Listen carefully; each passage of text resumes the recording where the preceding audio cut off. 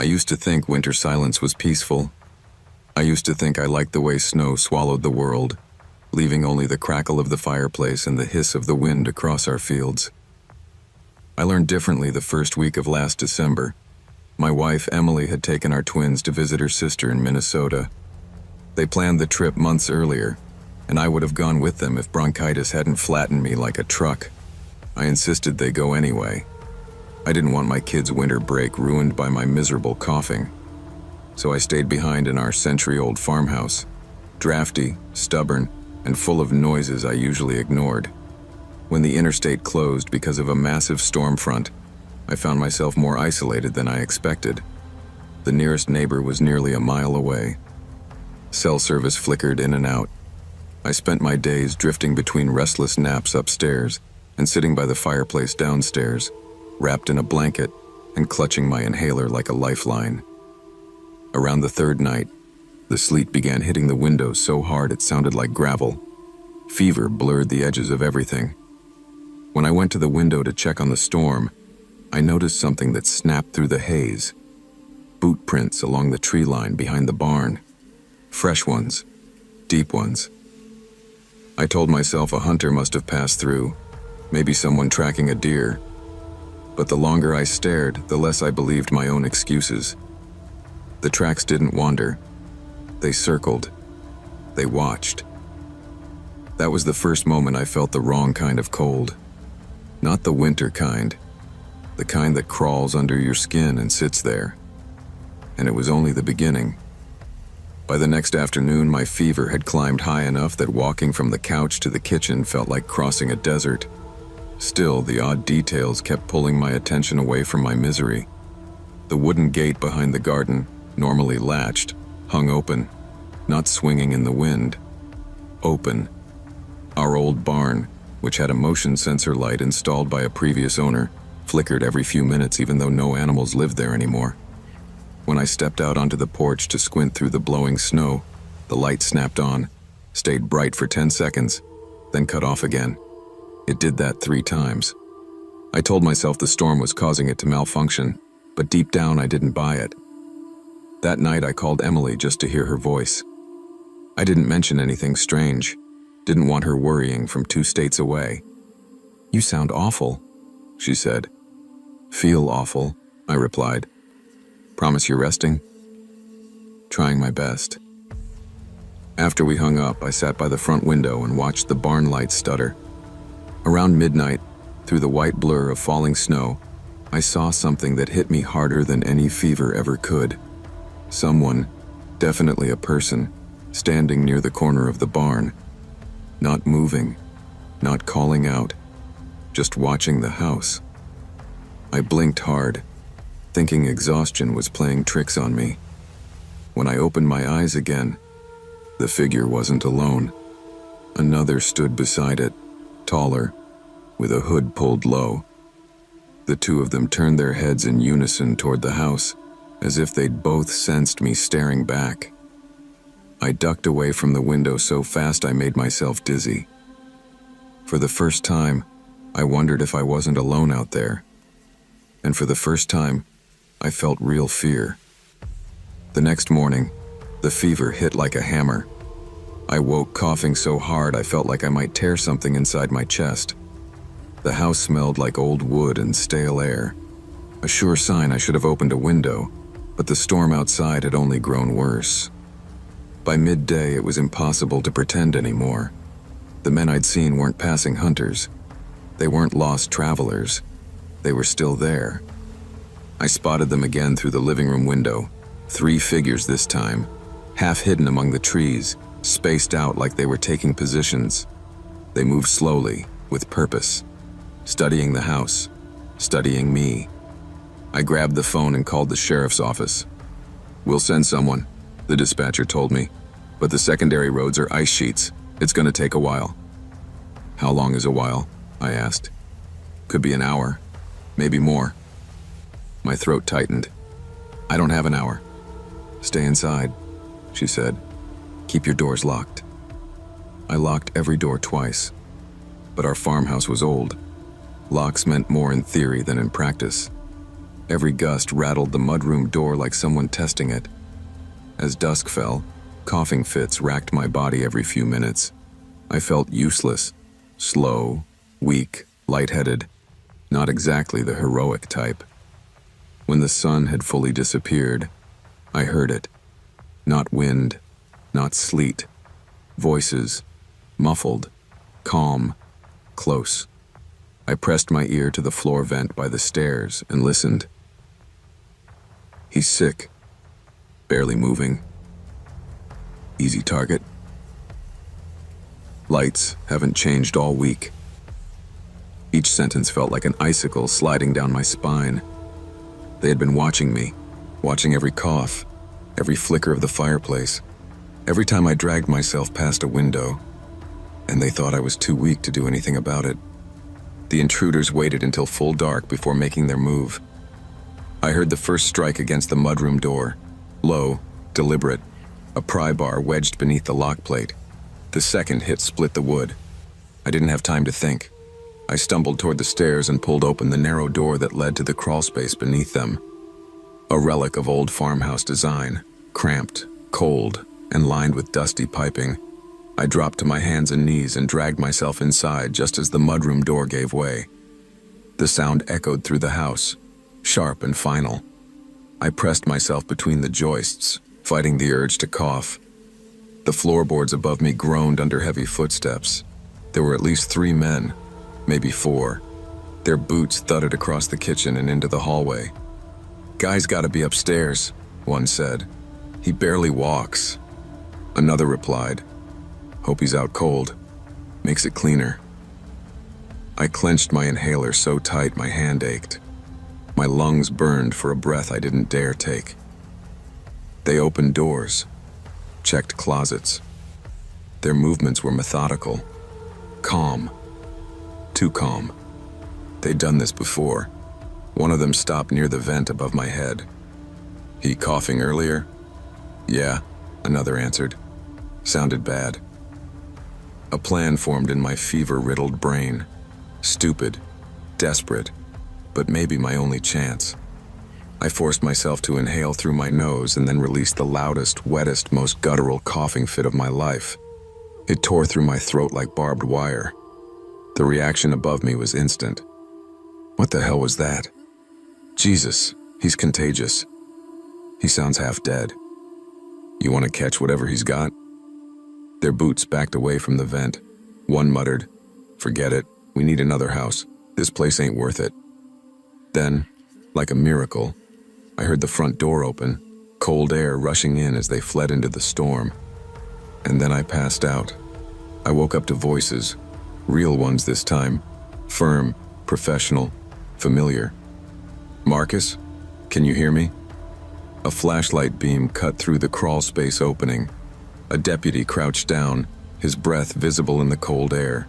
Behind him, red and blue lights washed across the walls. They carried me out and eased me onto the couch while a paramedic checked my pulse and lungs. "You're lucky you called when you did," the deputy said. "Storm cleared enough for us to get here."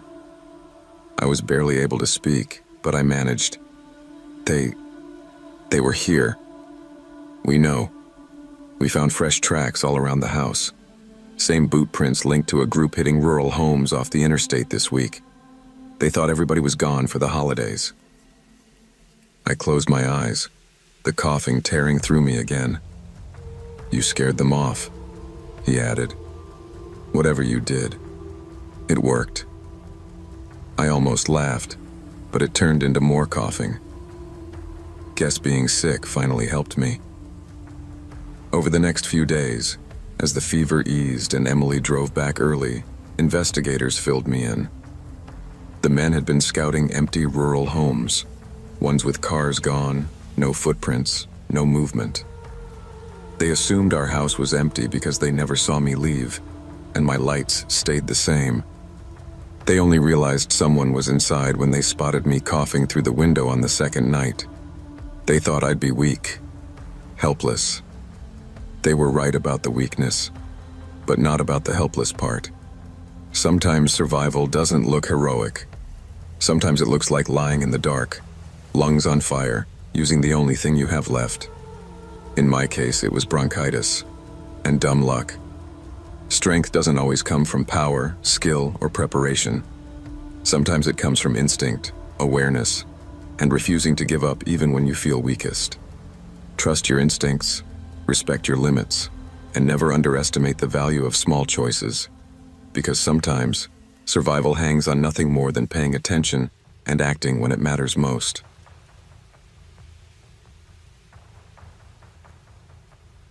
I never planned on working overnight shifts at a gas station. I was 23, juggling community college classes, and trying to save enough money to buy Christmas gifts that didn't come from the clearance bin. That's how I ended up taking a temporary holiday job at the small 24-hour station on Route 18.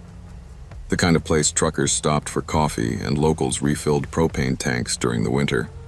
The station sat alone on a stretch of highway surrounded by frozen cornfields. At night, the nearest porch light was several miles away. The owner, Mr. Calhoun, told me on my first day, "Nights are slow, son. Easy money. Just keep the place clean. Don't fall asleep. And if anything weird happens, hit the alarm." I laughed at that. Weird things didn't happen in my town. Not the serious kind, anyway.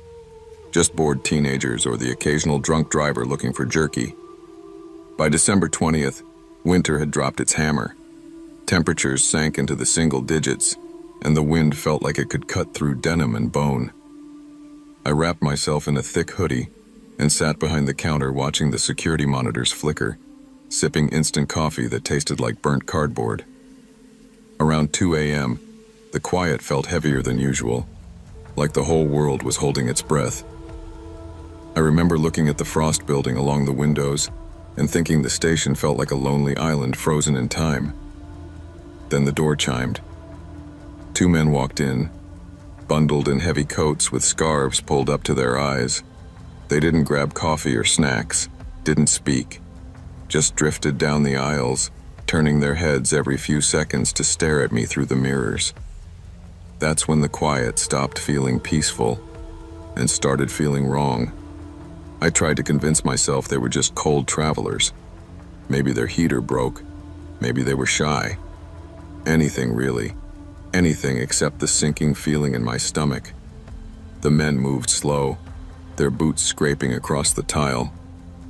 One pretended to study a map rack, but he wasn't reading anything. His eyes stayed fixed on me in the reflection of the convex mirror. Another tugged at his gloves, while whispering to the first guy, his breath fogging the scarf wrapped around his mouth. I kept my voice steady. "Evening, guys. Let me know if you need help finding anything." Neither answered. The air felt tight. My fingers hovered near the counter where the silent alarm button sat hidden beneath a flap of tape. Mr. Calhoun always said, "If your gut screams, don't wait. Hit it." My gut wasn't screaming yet, but it was whispering loudly. At 2:07 a.m., everything clicked into place.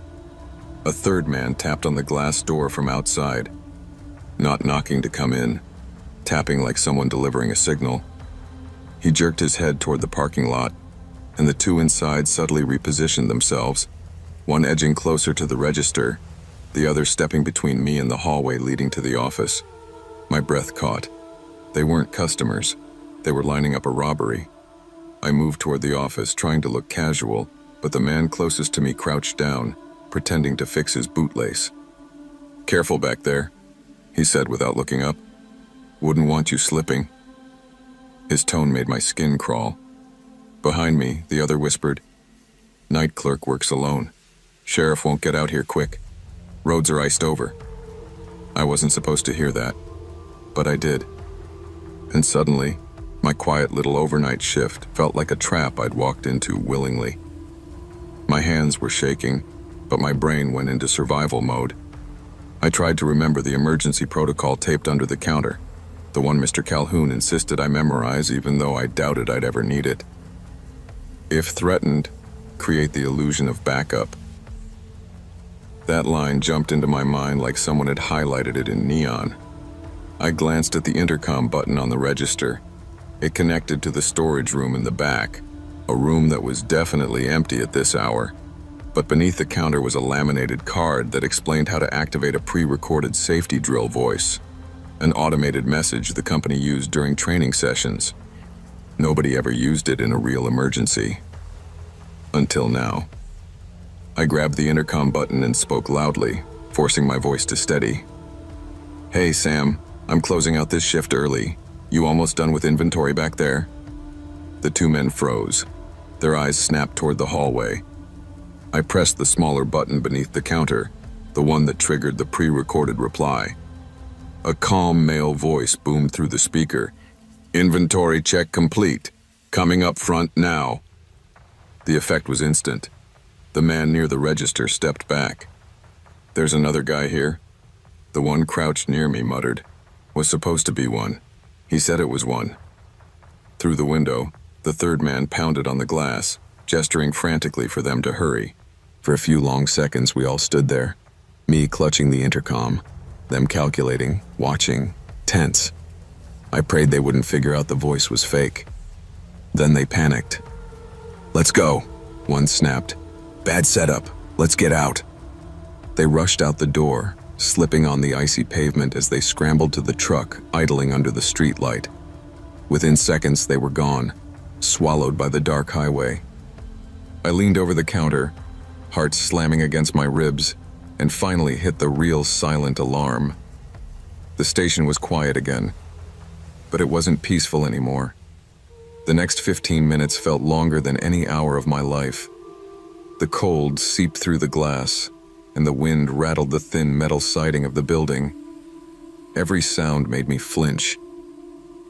I kept replaying the men's voices in my head, the way they'd said, "Night clerk works alone," like they'd been scouting stations up and down the interstate. I double-checked the doors 3 times, even though the locks were already engaged. I turned off the lights in the aisles so I wouldn't be visible in the windows. My hands still shook so badly that I dropped my coffee mug, the ceramic shattering on the floor.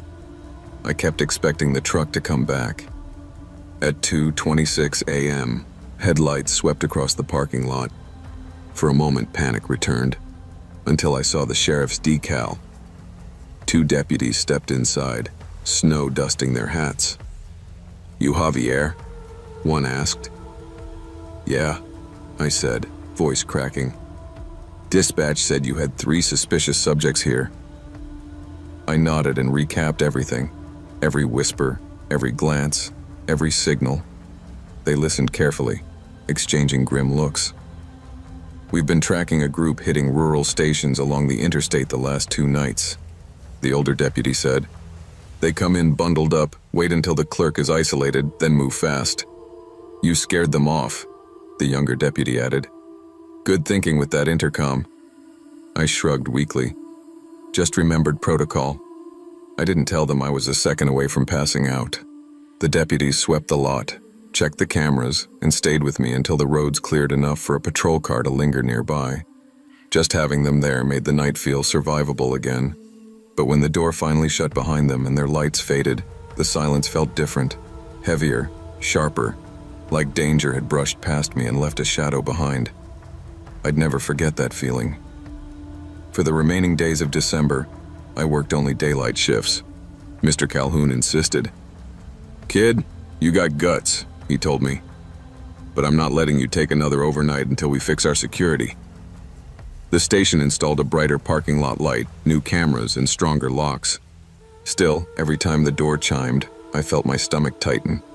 The harmless customers, truckers buying energy drinks, couples grabbing snacks, teenagers on winter break, they all looked different to me now. Sometimes, late at night when I tried to sleep, I replayed the men's voices. "Night clerk works alone. Sheriff won't get here quick. Bad setup. Let's go." Their words had been casual, almost bored, like they'd done this before and would do it again. I wondered what would have happened if I hadn't remembered that protocol card, if the pre-recorded voice hadn't sounded real enough, if any one of them had pushed a little harder. A lot of ifs. Too many. On Christmas Eve, as I wrapped gifts for my little brothers, I found myself feeling grateful. Grateful for a job I didn't really want, for a boss who took safety seriously, and for a cheap intercom system that had saved me from becoming a headline. Mostly, I was grateful for instinct, and the fact that fear didn't freeze me. Fear made me act. I didn't stay at the station long. By January, a better job opened up at a local warehouse. But every year when December comes around, and the nights get quiet and cold again, I think back to that shift, the moment I realized how thin the line between ordinary and dangerous can be. And how sometimes, survival comes down to one quick decision in the middle of a frozen night. Courage isn't always loud or heroic. It often comes from acting calmly when fear tells you to freeze. Trust your instincts, follow your training, and never underestimate small preparations. In moments of danger, even a simple plan can be the difference between becoming a victim and walking away alive.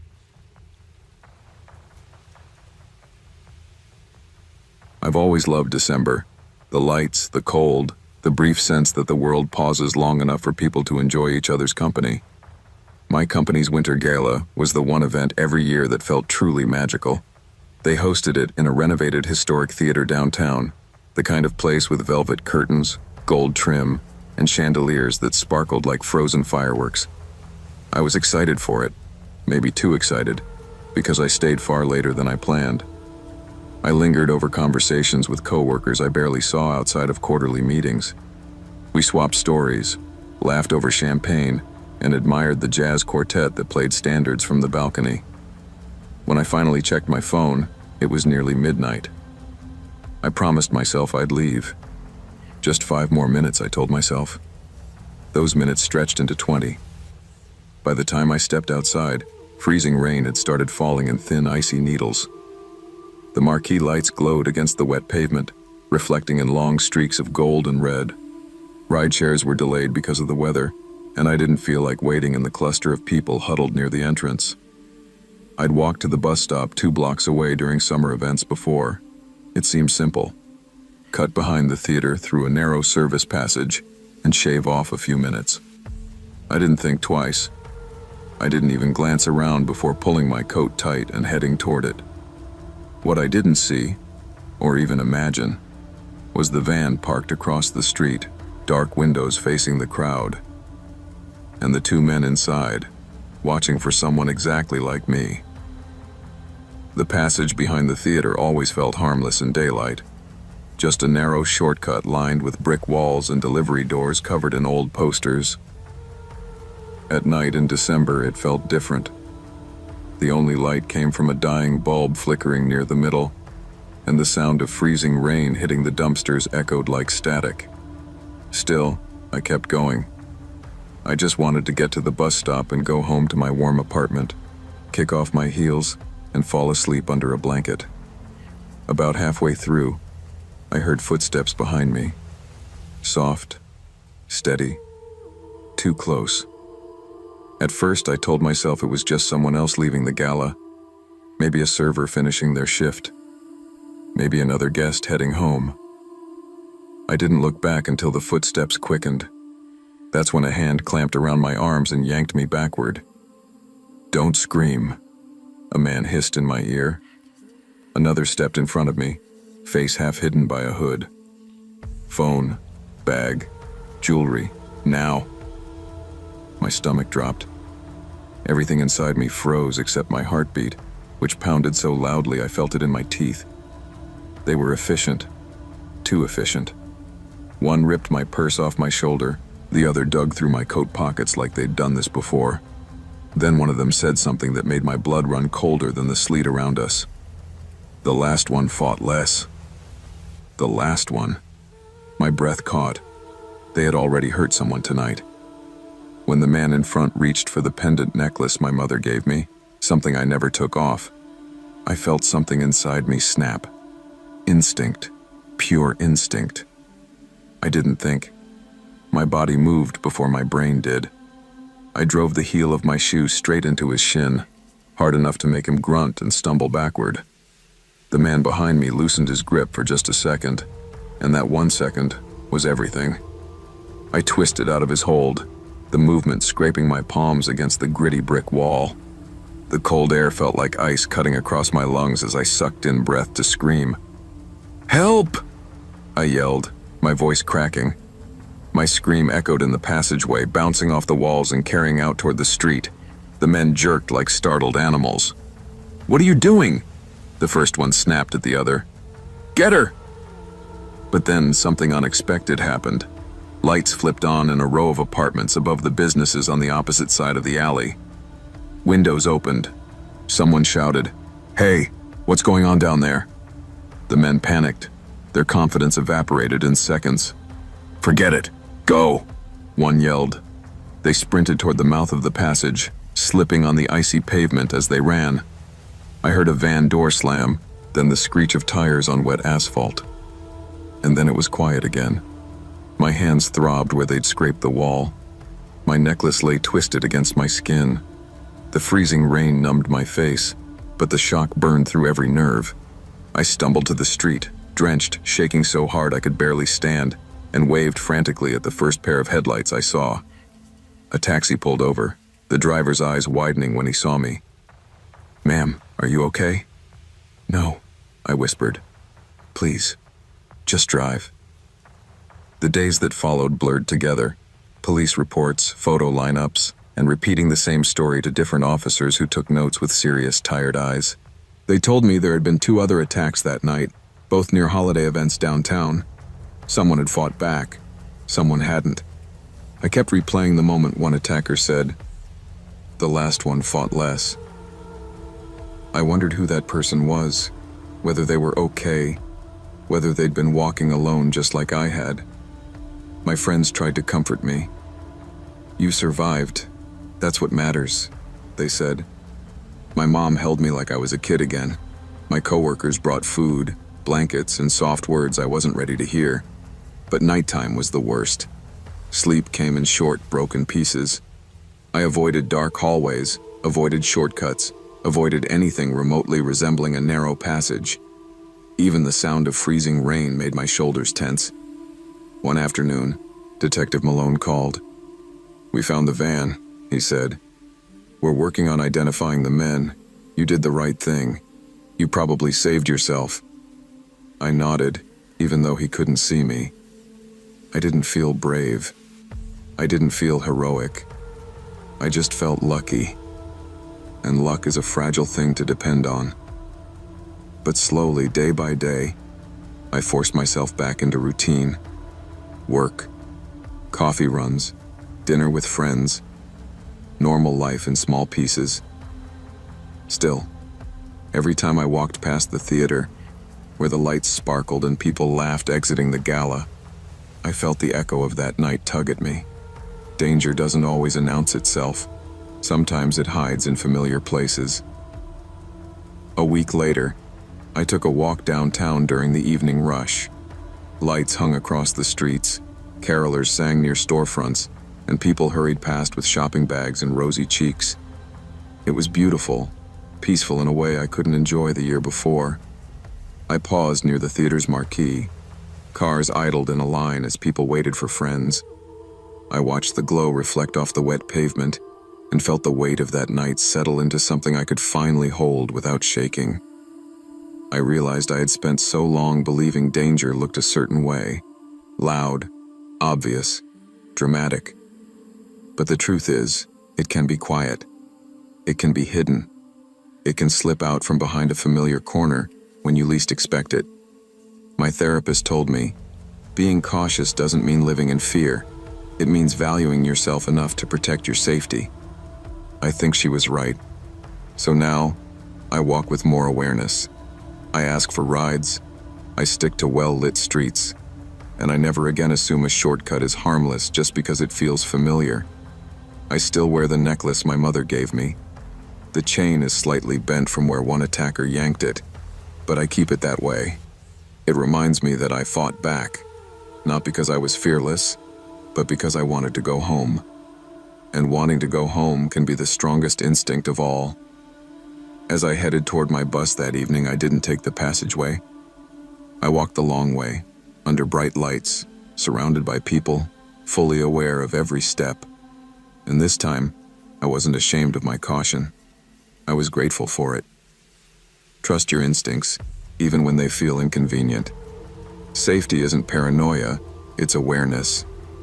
A familiar path can become dangerous without warning, but quick thinking, courage, and preparedness can turn fear into survival. Protect yourself, stay alert, and never assume that danger only happens to someone else.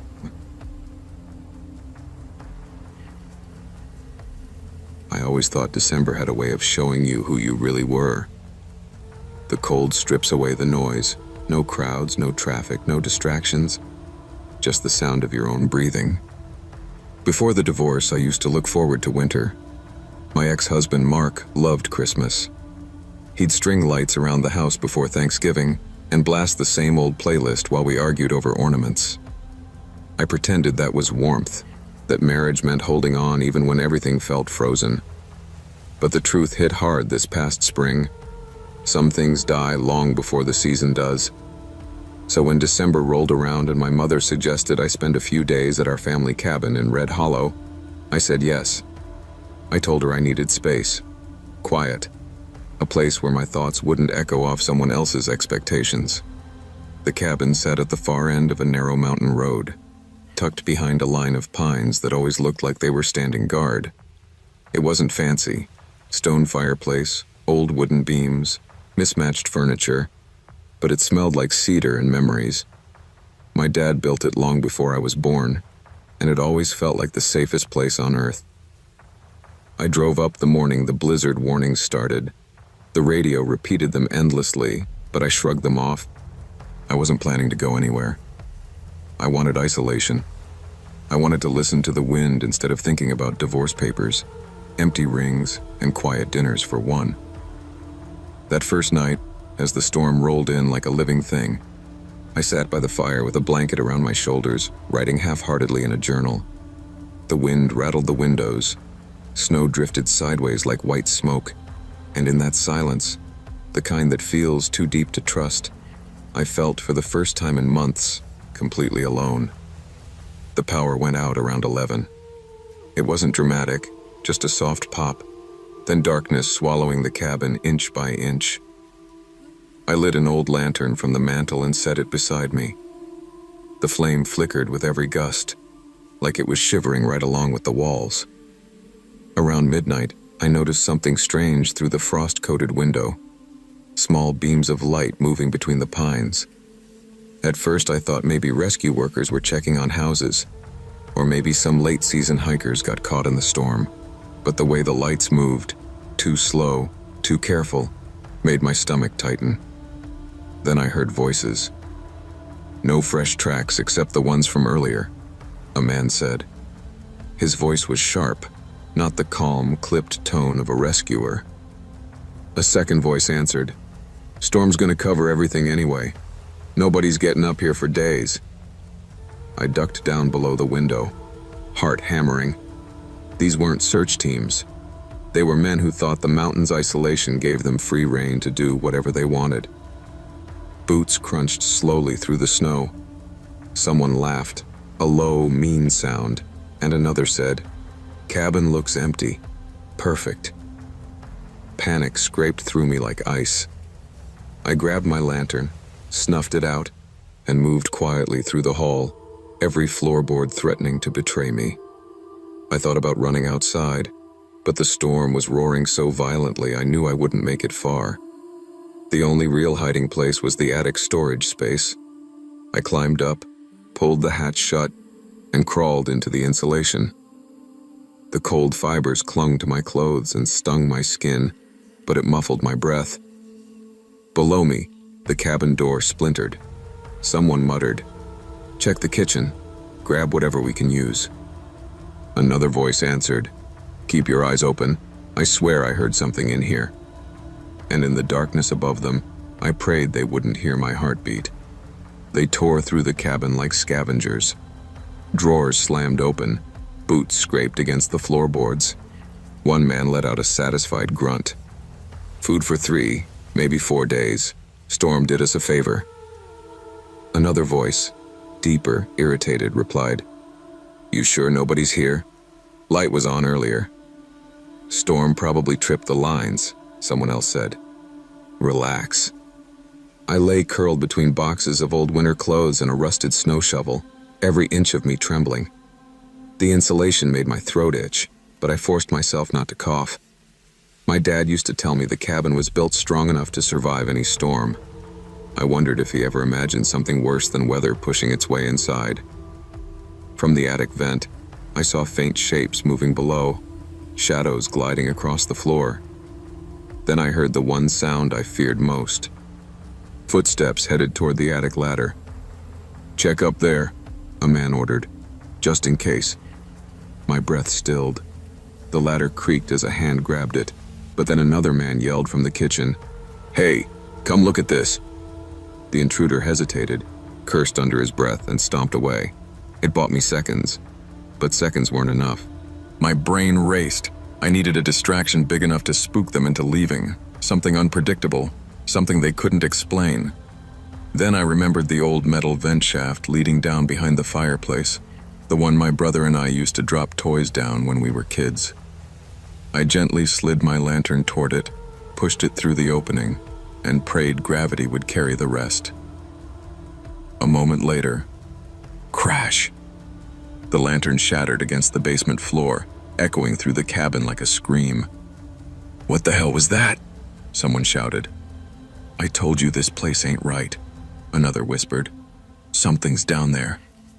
A third hissed, "Shut up. Everyone quiet." And in that heavy silence, I realized fear was finally working in my favor. For a few seconds, nobody moved. The storm beat against the cabin, and the men stood frozen in the dark below me, listening to something they couldn't understand. "I swear I heard whispering," one muttered. His voice shook, like right behind me. "You're hearing the wind," another snapped, but even he didn't sound convinced. A different man whispered, "You know what people say about cabins up here? Things happen during whiteouts." That was all it took. Boots shuffled backward, someone cursed. Something metallic clattered to the floor. "I'm not staying in here," the first man said, voice cracking. "I'm not dying in some haunted woods." The leader snarled, "We're not leaving because you're scared of—" A sudden groan sounded from the cabin's lower floor, the wind twisting through the broken vent system. But to frightened men in the dark, it must have sounded like something alive. "Nope, I'm out," one shouted. Then chaos erupted. Doors slamming, rushed footsteps, panicked breathing, men tripping over furniture as they bolted outside. The storm swallowed their shapes almost instantly. I waited, counted to 60, then 200, until nothing but the wind remained. Still, I didn't move. It wasn't until red and blue lights flickered through the trees, emergency crews shouting over the storm, that I finally pushed open the attic hatch. My legs wobbled.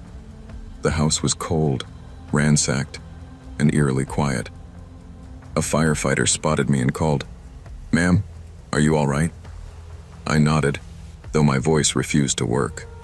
The moment I stepped outside, the snow felt less like a threat and more like a warning I'd survived. I spent the next few hours answering questions from sheriff's deputies, wrapped in a blanket and fighting back exhaustion. They told me the storm had closed all nearby roads for miles, that rescue teams were checking remote cabins in case anyone was trapped. They hadn't expected to find a break-in. One of the deputies shook his head as he looked at the smashed door. "Storms bring out the worst kinds of people," he said. "They think weather hides everything." As the adrenaline faded, I realized how close I'd come to being trapped with men who weren't just trespassing. They were settling in, planning to stay, planning to survive off what they found. "Do you have someone to stay with tonight?" a firefighter asked. "Yeah," I whispered, though I wasn't thinking of any person in particular. I was thinking about warmth, safety, places where the darkness didn't press so close. They drove me down the mountain once the plows carved a narrow path. The cabin looked small in the rearview mirror, its windows pitch black, its roof heavy with snow. It had always been my safe place, the one spot where life felt still and uncomplicated. But now, I understood something I hadn't before. Solitude isn't always peaceful. Silence isn't always gentle. And even the safest places can hold shadows when the world outside goes quiet. I didn't return to the cabin for the rest of December. I stayed with my parents, helped my mother bake cookies, listened to my dad complain about tangled Christmas lights. It felt warm, human, alive. And for the first time in a long while, I felt like I belonged somewhere again. Solitude can heal, but it can also blind you to danger. Preparation, awareness, and trusting your instincts can make the difference between vulnerability and survival. Even in peaceful places, stay alert, because safety isn't the absence of people, but the presence of caution. People always assumed I took house-sitting jobs because I loved quiet places, but the truth was simpler. I needed the money. Life after college hadn't unfolded the way I imagined. My degree in graphic design hadn't translated into a stable career.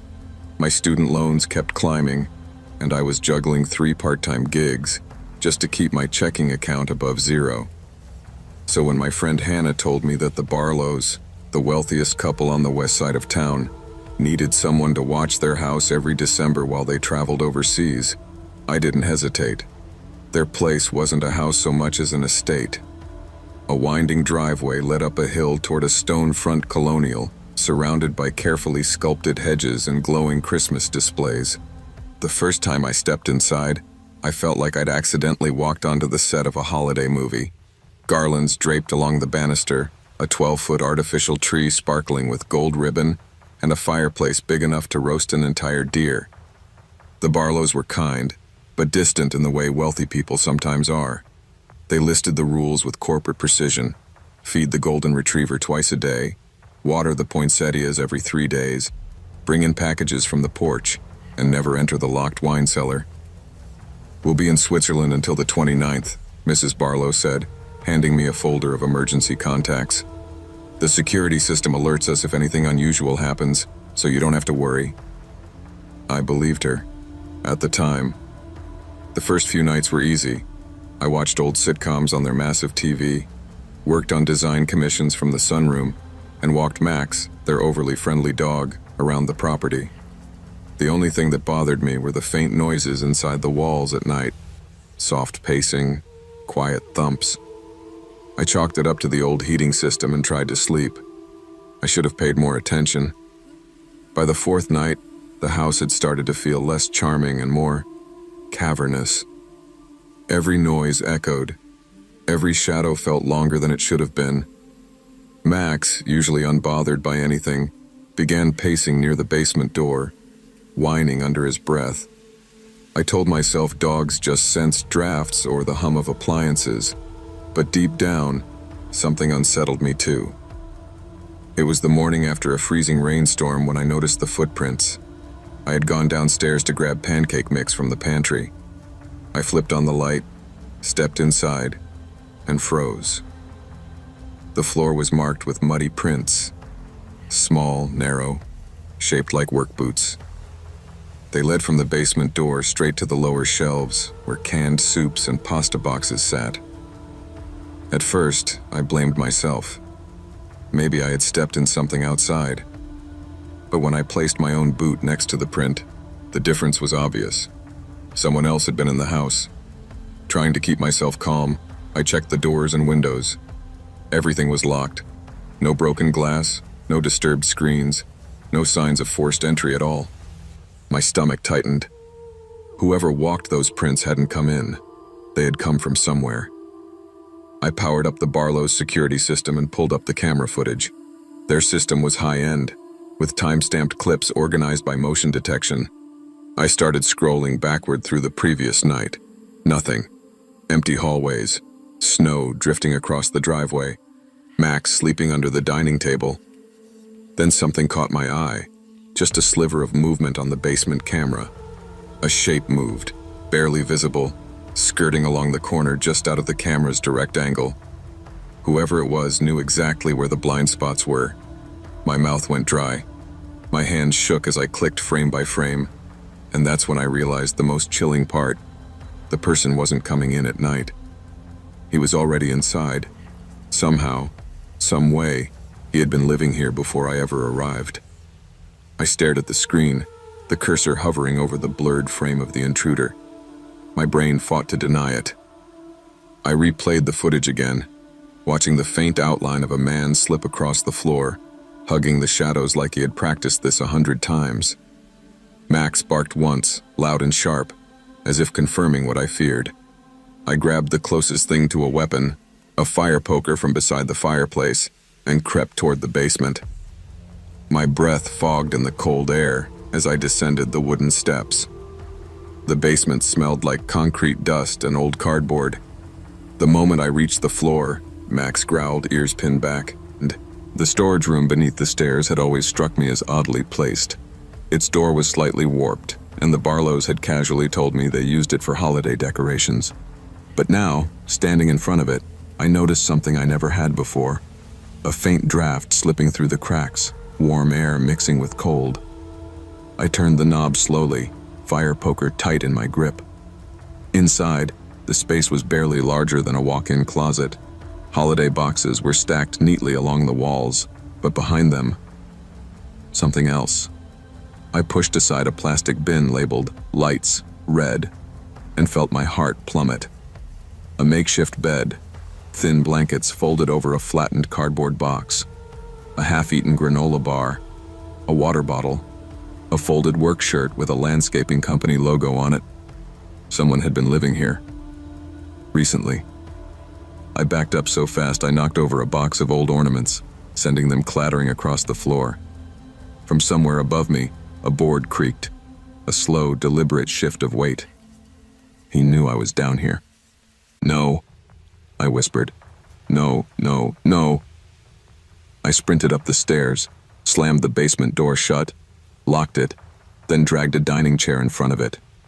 My hands shook so violently, I could barely hold the phone as I dialed 911. "Someone's in the house," I said, voice cracking.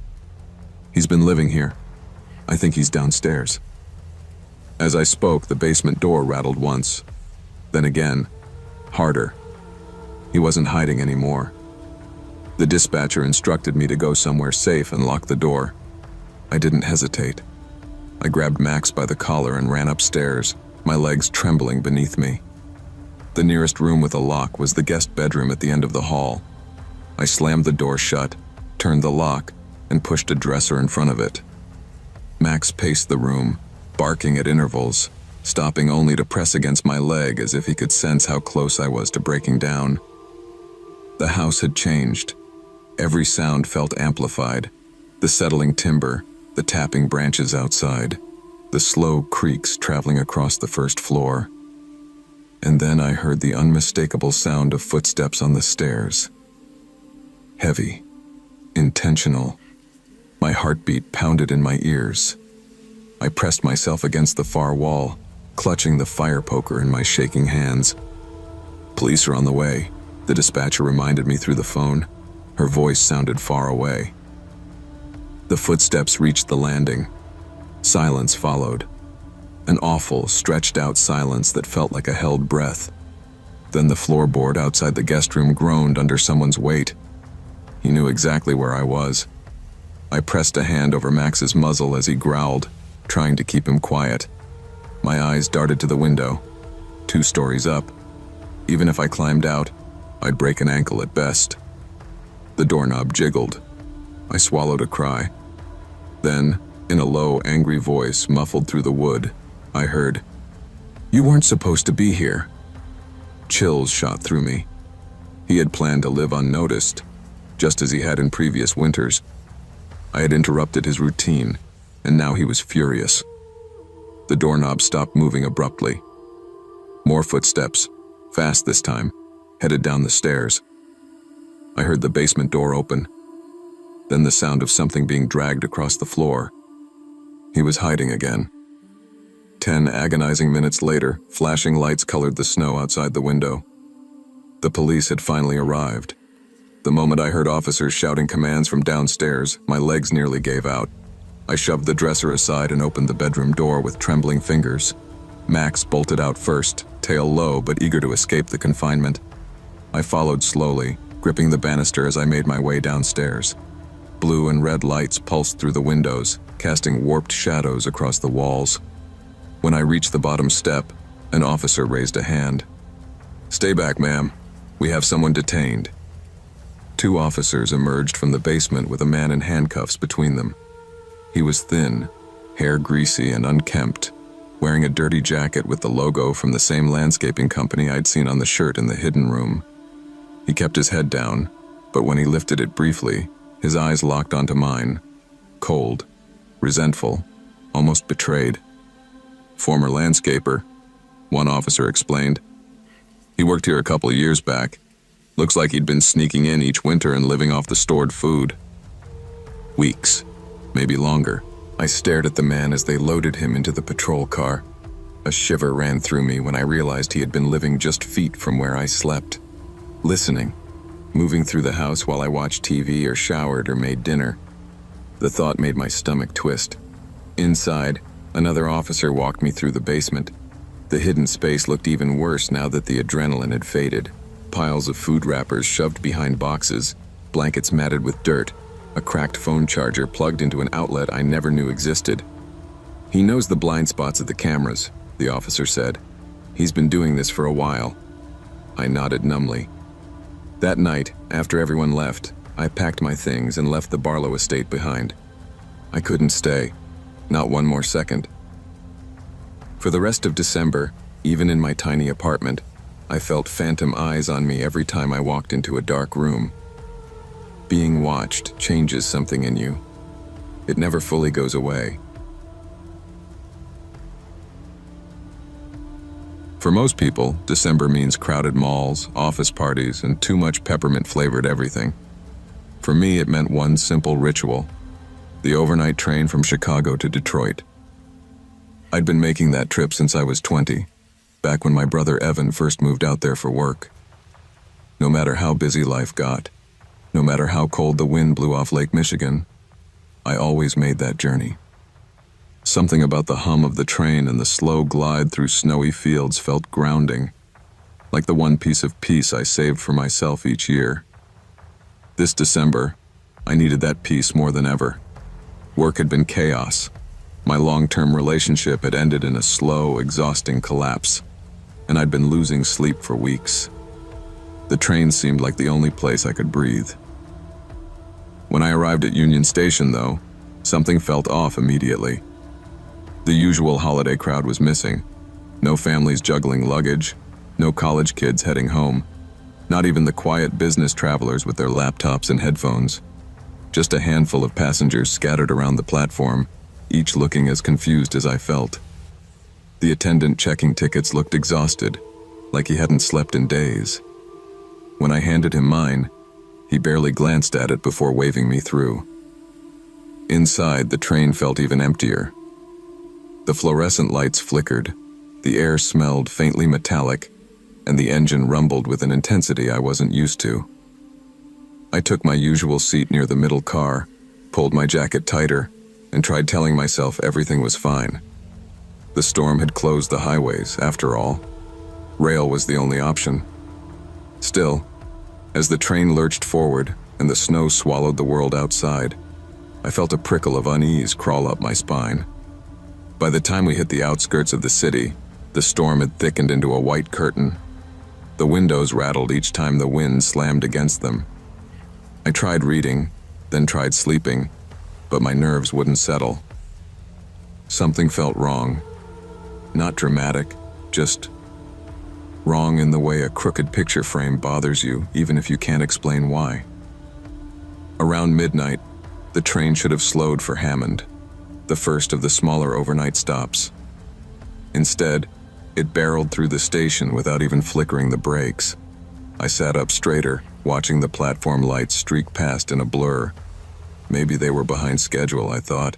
Maybe the storm made everything unpredictable. But then we blew past the next stop, and the next. Finally, I walked toward the front car to find the attendant. He was standing stiffly near the door, wringing his hands.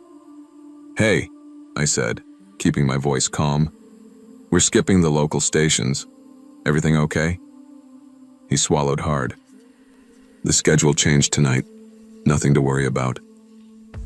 Except his eyes told a different story. Fear.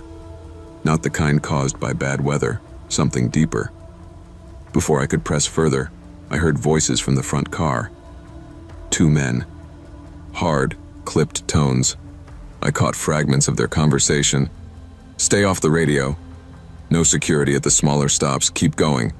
Cargo stays cold. No delays." Cold dread washed over me.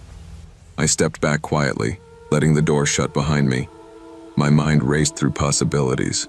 This wasn't a storm detour. This was something else, something dangerous. And whatever those men were transporting, they didn't want law enforcement near it. The empty train suddenly felt a lot less peaceful. My first instinct was to pretend I hadn't heard anything. Sit down, stay quiet, pray the train would somehow reach Detroit without incident. But instincts only protect you when they aren't screaming at you to do something. I forced myself to breathe. I remembered a documentary I had watched years ago about rail operations, specifically the emergency brake systems. I'd watched it because Evan once joked I should be prepared for anything.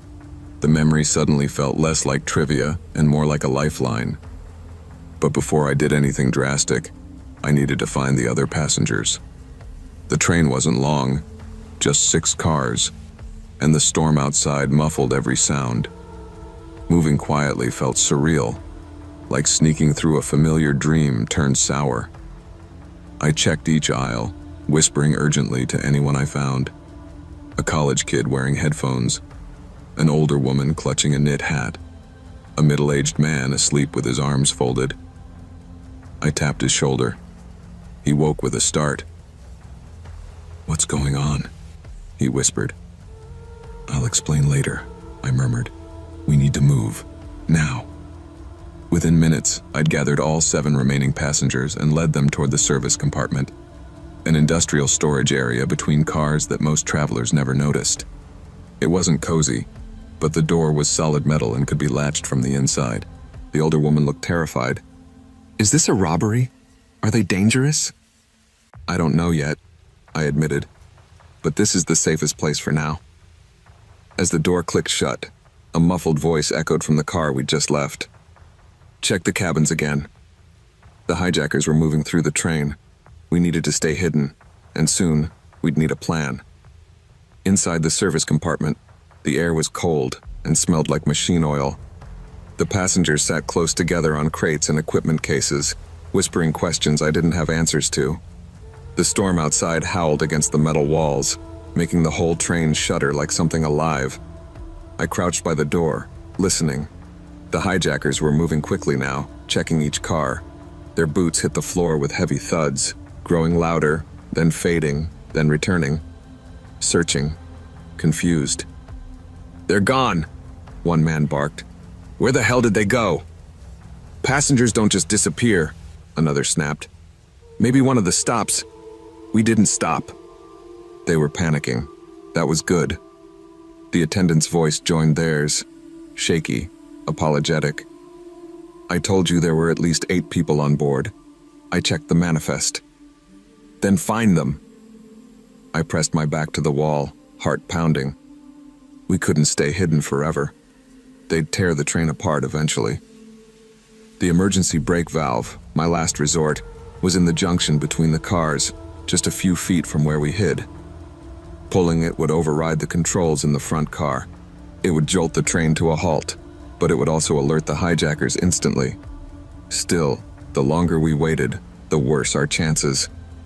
I looked at the others. "Stay quiet, no matter what you hear."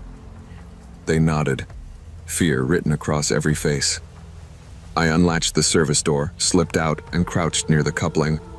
Snow blew in through the seams, cold enough to numb my fingertips. My breath fogged the air. The valve glinted in the dim emergency light, a simple lever with enormous consequences. I gripped it and pulled with everything I had. The screech that followed was deafening. Metal screamed against metal as the wheels locked and the train bucked under my feet. I grabbed the rail to stay upright as the whole world jerked sideways. From the front car, shouting erupted. "He hit the brake! Find him!" But momentum was on my side. The train was slowing fast, grinding through snow until it shuddered to a complete halt. The silence afterward felt sharp and absolute. I sprinted back into the service compartment and slammed the latch shut just as footsteps pounded toward us. Fists hammered the other side of the door. "Open it! Do it now!" Nobody inside made a sound, not even the older woman, who covered her mouth with both hands. Minutes passed. Slow, heavy. I could hear the hijackers arguing, voices rising, fear overtaking anger. Then, finally, the sound I'd been praying for. Sirens in the distance. Through the narrow window at the end of the car, blue lights flashed against the snow. "Law enforcement!" someone shouted from outside. "Hands where we can see them!" The hijackers tried running, but officers boarded quickly. Commands echoed through the cars, followed by the thud of bodies hitting the floor. When the compartment door finally swung open, a state trooper stared at us with wide eyes. "You folks all right in here?" I nodded, suddenly exhausted. Thanks to the snow, and a little luck, we filed out into the freezing air, shaken but alive. The storm blew across the fields in sweeping white waves, and for the first time all night, I felt the tension drain from my chest. The train was finished. But we weren't. When something feels wrong, trust your instincts. Awareness and courage, even in small, uncertain moments, can protect you and everyone around you. Working at North Star Books wasn't glamorous, but it was steady, quiet, and exactly the kind of job I needed after a rough couple of years. I'd moved back to Anchorage to help my mom after her surgery, and the bookstore offered a calm corner of the world where nothing felt rushed. Most days, I shelved new arrivals, made recommendations to tourists, and listened to the soft hum of the heater battling the Alaskan winter. December was always the strangest month. The sun barely peeked over the horizon, the cold bit straight through your coat, and customers either came in frantic for last-minute gifts or wandered in just to escape the wind for a few minutes. By the 18th, we were deep into a historic cold front below 20 degrees Fahrenheit. Air so sharp it stung my lungs the moment I stepped outside. That night, I was closing alone, something I'd done hundreds of times. I turned the sign to closed, locked the door, and started counting the register. The shop felt extra quiet, the kind of silence that makes you more aware of your own breathing. Then the bell above the door chimed. I froze. The cash drawer was open under my hands. There was no mistake, I had locked the door. A tall man in a heavy coat stood by the entrance, snow crusted around his boots. His hood was pulled low, shadowing most of his face. He lifted his gloved hands a little and said, "Door must have been left open. I just need a book for my daughter." His voice sounded calm enough, but something in my gut tightened. Anchorage was small. December was dangerous for lone workers, and nothing about this man felt like a holiday shopper. I forced a polite smile. "We're closed for the night, but I can help you find something quick." He didn't answer, he just walked past me into the fiction aisle, his head low, shoulders stiff. I watched him from behind the counter as he wandered slowly, barely glancing at the books. His hands stayed shoved deep in his coat pockets, and every few seconds, he flicked his eyes toward the back exit. Something was off. I'd grown good at reading customers. Most took in the tables, picked up a few titles, maybe asked about the staff picks shelf. This man was casing the layout, not reading, not searching, calculating. "Sir," I tried again. "We really are closed." He turned his head slightly, though I still couldn't see his full face. "Won't take long." The tone wasn't aggressive, but it wasn't friendly either, just flat, like he was waiting for me to stop insisting. My pulse picked up. I stepped out from behind the counter just enough to keep the register in sight. If he wanted to grab something, he'd have to get past me, and he kept drifting closer to that counter, pretending to browse the greeting cards. "You got any cameras in here?" he asked suddenly. The question made every hair on my arm stand up. "Company policy," I said, trying to keep my voice steady. "We have full surveillance." A lie. We had only 2 cameras, one by the door, one aimed at the register. Neither watched live. He paused. He'd heard the shift in my voice, the slight hitch I tried to cover. His hand slid slowly from his coat pocket. I didn't wait to see more. My heart pounded in my throat. I couldn't lock myself behind the counter, not if he had a weapon. I couldn't overpower him. I couldn't call the police without reaching for the landline behind him. I needed a different plan. "Let me grab you a gift bag," I said lightly. "We keep the holiday ones in the back." His eyes twitched toward me. Then he nodded. "Yeah, do that." His voice had changed lower, impatient. I walked calmly toward the storage room, forcing myself not to speed up, not to reveal the panic building under my skin. My fingers shook as I pushed the door open. Inside, the small room was freezing. The emergency exit sat at the far end, covered by a plastic curtain to block drafts. Management hated when we used it, because the alarm was hypersensitive, but alarms were exactly what I wanted right now. Behind me, I heard the faint scrape of his boots on the wooden floor. He was repositioning himself, watching. I grabbed a random bag from the shelf and whispered to myself, "Go." Then I slipped behind the curtain, shoved the crash bar, and the alarm exploded through the building, shrill, piercing, impossible to ignore. Cold air slapped me in the face as I stumbled into the alley. The snow was deep and powdery, slowing me down, but adrenaline kept my legs moving. I ran toward the diner next door, slipping once, catching myself on frozen pavement. Inside the warm diner, I burst through the door and gasped, "Call the police now." The employees didn't hesitate. Anchorage folks know trouble when they hear it. The police arrived faster than I expected, sirens echoing through the empty streets. 2 officers pushed into the bookstore while another stayed with me, asking for details as my hands trembled against the coffee mug someone handed me. "I just knew something was wrong," I said between shaky breaths. He didn't look at a single book. He kept watching the exits. The officer nodded. "You did the right thing leaving." These cold months bring out desperate people. Minutes later, radios crackled. "We've got him." My stomach dropped. "Did he have anything?" The officer hesitated only a second before answering. "Crowbar, in his jacket." A cold wave spread through me that had nothing to do with the 20 degrees Fahrenheit outside. He hadn't come for a book. He hadn't come for anything except an opportunity. And if I'd turned my back, or bent down to grab a bag without thinking, the story could have ended very differently. Another officer stepped into the diner, snow dusting his jacket. "He was hiding behind a display when we entered," he said. "Matches the description of the guy who hit 2 shops last week." The room felt suddenly smaller. The noise of the diner faded. All I could hear was the alarm still ringing faintly in my memory. He followed a pattern. The officer continued gently. "Single employee, late closing, small shops. You weren't imagining anything." I closed my eyes for a moment, steadying my breath. My instincts had spoken, and this time, I'd listened. The bookstore reopened 2 days later. Though I took the rest of the week off, I tried going back to normal, sleeping in, baking too many cookies, wrapping gifts for my mom, but the December darkness outside my window felt heavier than usual. Every creak of the house made me sit up straighter. Every shadow reminded me of that man in the thick winter coat. Still, gratitude cut through the fear. Gratitude that I'd paid attention. Gratitude that I'd trusted myself. Gratitude that I hadn't stayed another minute in that shop with him. When I finally returned to work, my manager hugged me so tightly I thought my ribs might crack. She installed extra alarms, added a second closing shift staffer, and insisted on walking me to my car every night. Anchorage didn't suddenly feel safer, but it felt survivable. That night, as I switched off the lights and watched the snow swirl outside the front window, I realized something important.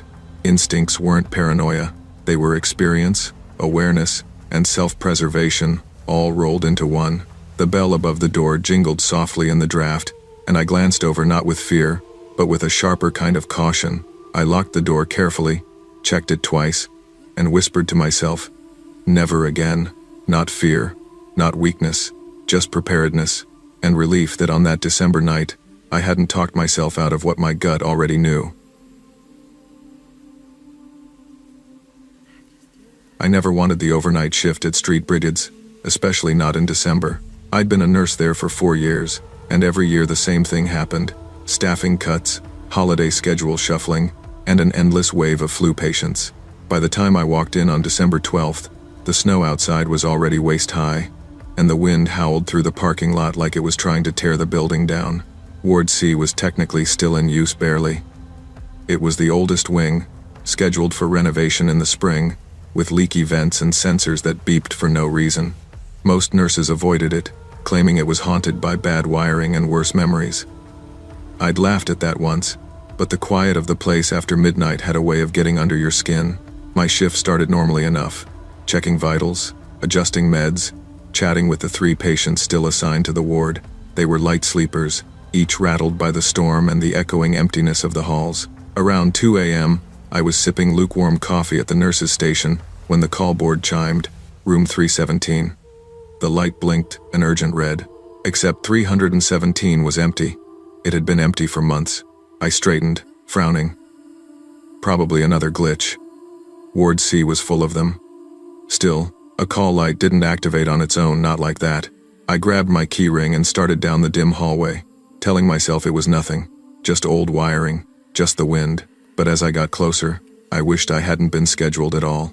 Room 317's door was cracked open, just barely. That bothered me more than the call light. I'd locked it earlier. All empty rooms stayed locked after visiting hours. I nudged the door wider with my foot, and my breath caught. Wet footprints, bare footprints tracked across the linoleum floor. The shape was unmistakable. Someone had walked in from the snow. My first thought was that maybe security had let someone in. My second thought was that no one should be wandering Ward C at this hour, especially barefoot. My third thought was just fear, cold, sharp fear that crawled up my spine. "Hello?" I whispered. "Is someone in here?" Silence. The room was empty. The air even felt colder, like the door had been open for a while. I stepped back out quickly and headed for the security office. The guard on duty looked exhausted, but he pulled up the hallway feed when I asked. The camera flickered with static interference again, but for a split second, a shape appeared on the screen. A figure, tall and thin, standing motionless at the end of the corridor. Then static. The guard sat forward. "That's not supposed to happen." Before I could ask what he meant, the intercom crackled with a sudden crash from down the hall. Then the sound of drawers opening, slamming, opening again coming from another empty room. The guard cursed under his breath. "You're not the only one who's seen things tonight." My stomach twisted. Whatever was in the old wing wasn't a sensor glitch. It was a person, and they weren't supposed to be here. I hurried back to Ward C, heart hammering. A maintenance worker named Carl met me halfway down the hallway. He'd been repairing a heater unit and must have heard the noise too. His eyes darted nervously toward the abandoned rooms. "You heard it, didn't you?" he whispered. "Heard what?" He lowered his voice even more. "Someone's been getting inside at night, slipping past cameras, hiding in unused rooms. We think it's a former patient, discharged a month ago, then went missing." My mouth went dry. Why am I just hearing about this? Admin didn't want to scare anyone. Plus they thought he was long gone. Carl rubbed his palms together anxiously. But he knows this place, knows the blind spots, knows where the cameras don't reach. A loud clatter echoed from farther down Ward C. Carl flinched. "That's him," he said. "It has to be." I took a shaky breath and motioned for him to follow me. "Come on. We can't leave the patients alone." The ward felt different now, like the shadows had weight, like eyes were watching from behind every cracked door. When I passed Mrs. Dalton's room, she was awake, staring at the hallway. "Emma," she whispered. "Someone walked by my door a minute ago. Tall man. Didn't look right." I forced a steady tone. "Keep your door locked, okay? I'm handling it." But fear prickled under my skin. Who was this man? And how long had he been watching us? I reached the nurse's station again and froze. A shape stood at the far end of the corridor, tall, still, partially hidden by dim overhead lights. I couldn't see his face, only the outline of a hospital gown under a heavy coat. He swayed slightly, as if struggling to stay upright. Then he stepped forward, dragging one foot like it hurt to walk. The closer he came, the more details emerged. Unkempt hair, pale skin, and clutching a stack of old patient charts that should have been locked in storage. "Sir," I called carefully. "You're not allowed to be here. Let me get you help." He muttered something, voice rough and broken. "Need medication." They took it. "Can't sleep, can't think." I stepped back. He wasn't lucid. He wasn't safe. Behind me, one of the patients, little Mr. Ramirez, peeked out from his room, eyes wide. I motioned frantically for him to go inside and whispered, "Hide under the bed." He nodded and disappeared. My hands shook as I reached under the counter. The silent alarm button sat beneath the ledge, meant for emergencies we hoped we'd never face. I pressed it. The intruder's head snapped toward me. His eyes were hollow, frantic. He stumbled forward faster now, clutching the charts to his chest like precious artifacts. I ducked into the medication room and locked the door, listening to the heavy thud of footsteps outside. "Medication," he yelled. "Give it back." The only sound louder than my heartbeat was the faint wail of approaching sirens. Police stormed the wing within minutes. I heard commands, boots stomping, and frantic shouts echoing through the hallway. The man screamed, once panicked, confused, before officers restrained him gently but firmly. When they escorted him past the medication room, I opened the door just enough to see his face clearly. He looked lost. Not malicious, just desperately unwell, one officer explained quietly. He was discharged early last month, didn't have stable housing, must have slipped in through that broken basement window. Another added, he's been living in the old wing for days, eating leftover snacks, taking blankets, trying to treat himself. I felt an ache in my chest. Fear still lingered, but pity settled beside it. He hadn't wanted to hurt anyone. He was just drowning in his own mind, and the silent hospital at night had felt like shelter. By sunrise, the snow outside had turned the world white. My shift finally ended, but I lingered at the doorway of Ward C, staring down the long corridor where the footprints had been. The hospital suddenly felt fragile, too big, too quiet, too easy to hide in. As I clocked out, the morning nurse asked, "Rough night?" I managed a shaky laugh. The kind you don't forget. Walking to my car, I realized something important. Even places meant for healing can hold danger when the world outside grows cold and silent. And sometimes the people we fear are the ones who needed help the most. Awareness and compassion matter equally. Trust your instincts when something feels wrong. But remember that every frightening moment may come from someone who is hurting, not just someone who means harm. I've always believed that a person's work ethic is defined by the last week of the year. Most people count the hours till vacation, while a few stubborn souls like me stay behind to finish what's left. That's how I ended up in an almost completely empty office building on December 21st, the last workday before the holiday break. I wasn't supposed to be there past 5. My team had already left by lunchtime, eager to beat the storm rolling in. By 7 p.m., downtown looked like a snow globe someone kept shaking. Thick flakes drifted sideways against the tall glass windows of our 14-story design firm. Inside, everything was still, the kind of stillness that makes you feel like you're the last person alive. I wasn't even stressed, not really. I'd been trying for months to prove to my boss that I could handle bigger clients, so finishing the project before break felt like my chance. After the final file exported, I packed my bag, shut down my computer, and went to lock my office. That's when I heard it, the elevator dinging. It wasn't loud, but in an empty building it sounded like a gunshot. I paused, thinking maybe one of the senior partners came back for something. When I stepped into the hallway, I saw a man in a dark coat walk out of the elevator. He moved quickly, like someone who knew exactly where he was going. I raised a hand to wave. He didn't wave back. He didn't even look at me. Instead, he disappeared into conference room A without hesitating, like he'd worked here his whole life. A strange uneasiness crept up my spine. Something about the way he walked, the urgency, the silence didn't feel right. I decided to check the rest of the floor before heading out. That decision is the only reason I'm still alive. I made my way down the hallway, calling out, "Hello? Anyone still here?" No answer. When I reached the creative bullpen, something hit me immediately. Several drawers were open. Not just open, but pulled completely out like someone was searching fast. One workstation had no laptop. Another desk was cleared of its camera equipment.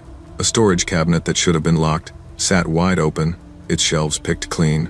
That's when my chest tightened. That man wasn't security. He wasn't a coworker. He wasn't supposed to be here. My first instinct was to get out, run, sprint, leap into the freezing night and call the cops from the street. But when I glanced toward the elevator again, I noticed the button panel glowing, like it had been used more than once, which meant he might not be alone. That thought sent my pulse into overdrive. I ducked into the print room, quietly closing the door behind me. My hands shook as I locked it. The room smelled like warm toner and dust, and the hum of the big laser printer almost drowned out the faint voices filtering through the vents. Almost. Next floor, 7th and 8th. Easier to grab what we need. There were 2 of them, both men. One with a gravelly voice, the other younger, faster talking. Access card worked. Told you that temp wouldn't notice.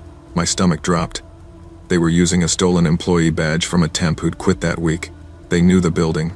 They knew the layout. They weren't guessing they had a plan. I backed up, gripping my phone. I couldn't call out loud. They'd hear me. But I remembered something from our annual training. The building had a silent emergency alert system for employees working after hours. My thumb hovered for a second. Then I hit the button. The screen flashed. Asterisk, asterisk, alert sent to on-site security. Asterisk, asterisk. All I could do was wait, and pray they didn't try this floor next. Waiting in a dark print room, while 2 burglars wandered, my office floor was easily the longest 15 minutes of my life. I leaned my ear against the vent, barely breathing as I tried to track their footsteps. Sometimes they were close, so close I could almost picture them standing on the other side of the thin wall. Other times they drifted farther down the hallway. We should hit this floor. Looks like the good stuff's here, one said. My heart pounded so hard I felt it in my teeth. Not yet, the other replied. We got time. Security's gone by 6. They were wrong, but I wasn't complaining. Footsteps shuffled. Something metallic clinked, maybe a crowbar, maybe a screwdriver. I pictured them prying open locked drawers, rummaging through personal belongings, stepping over the holiday decorations people left behind. The idea that these strangers had walked past my desk, my coffee mug, the family photo tacked to my wall, it made my skin crawl. Then the younger one said, "Check the break room." Sometimes people leave tablets plugged in. Their steps moved away, and for a moment, I let myself breathe. I pressed my phone to my chest like it was a lifeline. The screen was dark, but I could almost feel it waiting for flashing lights. Boots on tile, doors slamming open. The building creaked with winter cold. Snow tapped against the window. My mind kept drifting somewhere useless. If I died tonight, my unfinished project files were still on the server. My mom would hear about everything from a detective, not from me. My landlord wouldn't know why my rent check never came. And somewhere beneath all of that fear, a simple, stupid thought. I should have just gone home at 5. Suddenly, loud voices echoed closer than before. Thought I heard something. My breath stopped. They were coming back. I pressed myself against the far wall, wishing the print room had another exit. Wishing I had a weapon. Wishing 1,000 things that didn't matter. Their footsteps halted just outside the door. "You sure?" The younger one whispered. "Yeah," the other man said. "Something's off." A gloved hand jiggled the doorknob. I felt my knees go weak. The knob turned again, harder this time, and the entire door rattled in its frame. I slapped my hand over my mouth to stop any sound from escaping. The room felt too small, too hot. My heartbeat was so loud I worried they'd hear it through the door. "Locked," the older man muttered. "Employees don't lock doors." "Exactly." Silence. Then footsteps shifting. No walking away. I exhaled shakily, leaning my head back against the wall until stars danced in my vision. For several more minutes, the men's voices grew fainter. Lower floors, stairwells, elevator dings. I didn't risk looking out. Even breathing too loudly felt dangerous. Then, finally, a different sound cut through the building.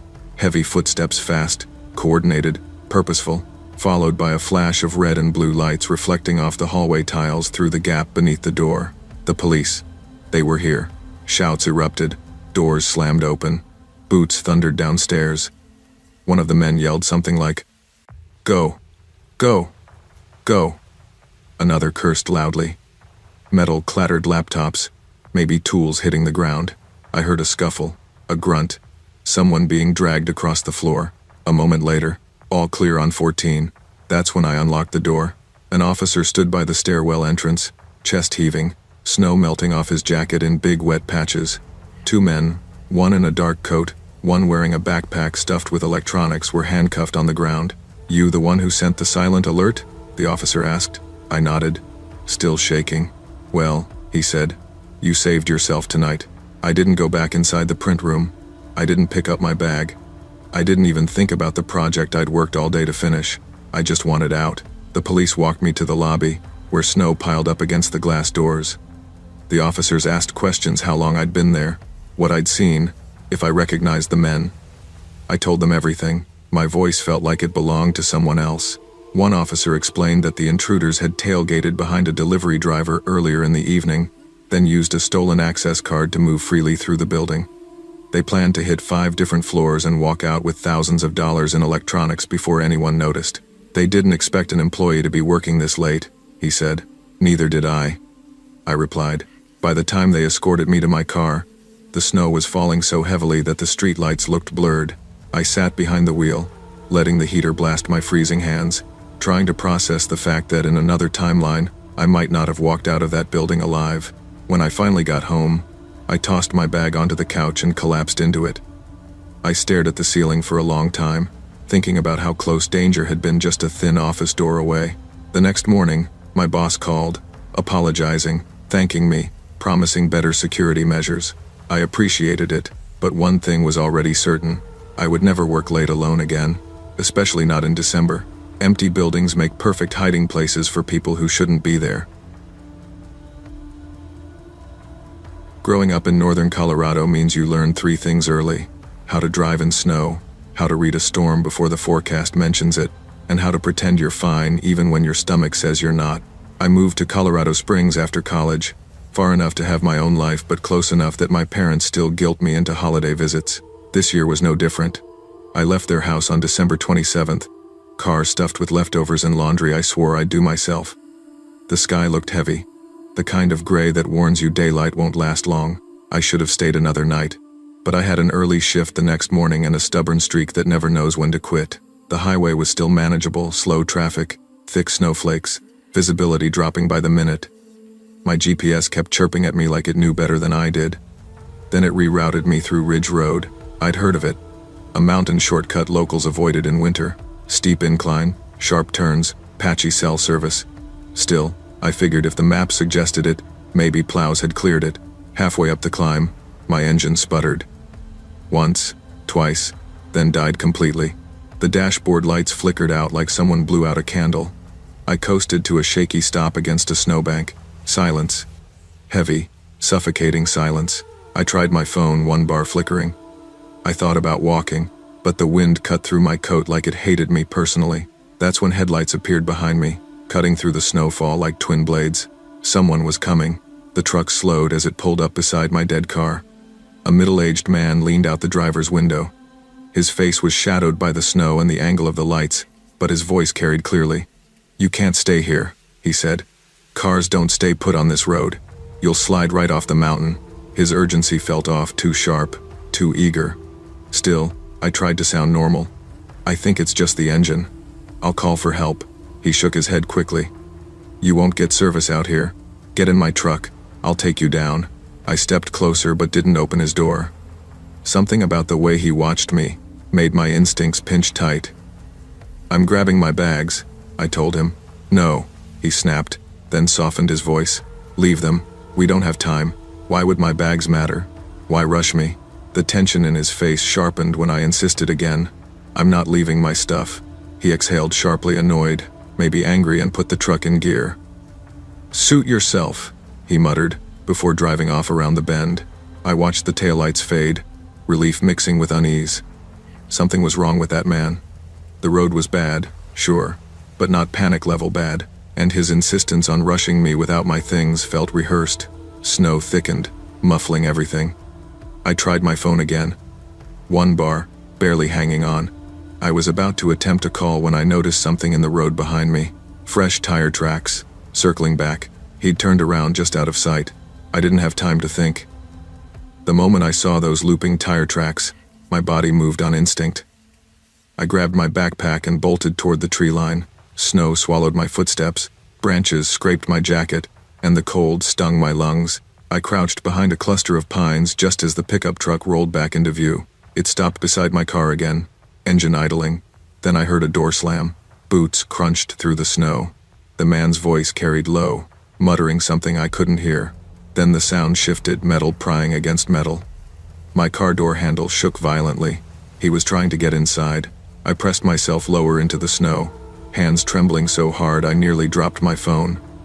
1 bar flickered again. I dialed 911 anyway, whispering, "Please, please, please." A dispatcher picked up. 911, "What's your emergency?" "I'm stranded on Ridge Road," I whispered. "A man is trying to break into my car. I'm hiding in the trees." The dispatcher's voice steadied me. She asked for any landmarks, details, anything to help crews find me. I gave her what I could. The man kept circling the car, checking windows, pulling at the trunk. At one point, he turned toward the woods like he sensed something. I held my breath so long my vision blurred. Officers and a snowplow crew are en route, the dispatcher assured. But 20 minutes in the dark on a mountain road feels like an hour underwater. Every second, I expected to hear footsteps coming directly toward me. The first sound of rescue wasn't sirens, it was the grinding roar of a snowplow chewing up the road somewhere down the mountain. The orange lights flickered through the snowfall like a lifeline approaching through a blizzard. The man heard it too. He stopped rattling my trunk. After a moment of stillness, he sprinted to his truck. The engine growled, tires spun against the ice, and the pickup peeled away, disappearing into the white curtain of snow. I stayed hidden until the snowplow's headlights washed across the trees. A worker stepped out, bundled in a reflective jacket. "Anyone up here?" he shouted. I rose from the pines, knees numb, voice cracking. "I'm here." He helped me back to the road, his face tightening when he saw my pride door and footprints circling the car. "You picked a bad night for Ridge Road," he muttered. "You're lucky we were already heading up." 2 patrol cars arrived shortly after. The officers inspected the tracks, took my statement, and exchanged looks I didn't like. "You weren't the first report," one officer said. "We've had a man pretending to help stranded drivers. He waits for heavy snow when people can't think straight." The second officer added, "He's never been caught, just disappears into the mountains." Hearing that made my skin crawl.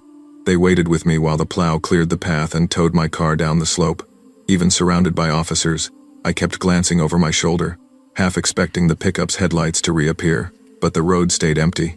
That night, I slept on my friend's couch in town instead of going home. Every time a car drove by outside, my eyes snapped open. Every metal scrape sounded like someone prying open a door. I kept replaying the moment the man leaned out of his window, insisting I leave my bags behind. It felt so obvious in hindsight, predators rush you so you stop thinking. The next day, I called my parents. I didn't want to worry them, but the word spilled out anyway. My mom cried. My dad went quiet, which is worse. He said, "Next time, you stay the night. Job can wait." I agreed. I didn't argue. Driving is different for me now. I watch the cars behind me longer than I used to. I never trust GPS shortcuts in winter, and if a stranger offers help on a lonely mountain road, well, I'll wait for the plow trucks instead. People like to say near misses make you stronger. Maybe that's true. Or maybe they just make you more aware of the thin line between normal and dangerous. Either way, I'm listening to my instincts now. December taught me that the world doesn't always try to hurt you, but when it does, it rarely gives a warning.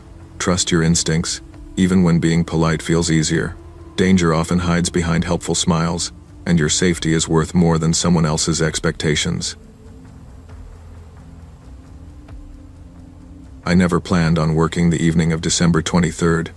Most people were home wrapping gifts, drinking cocoa, or arguing with relatives they only see once a year.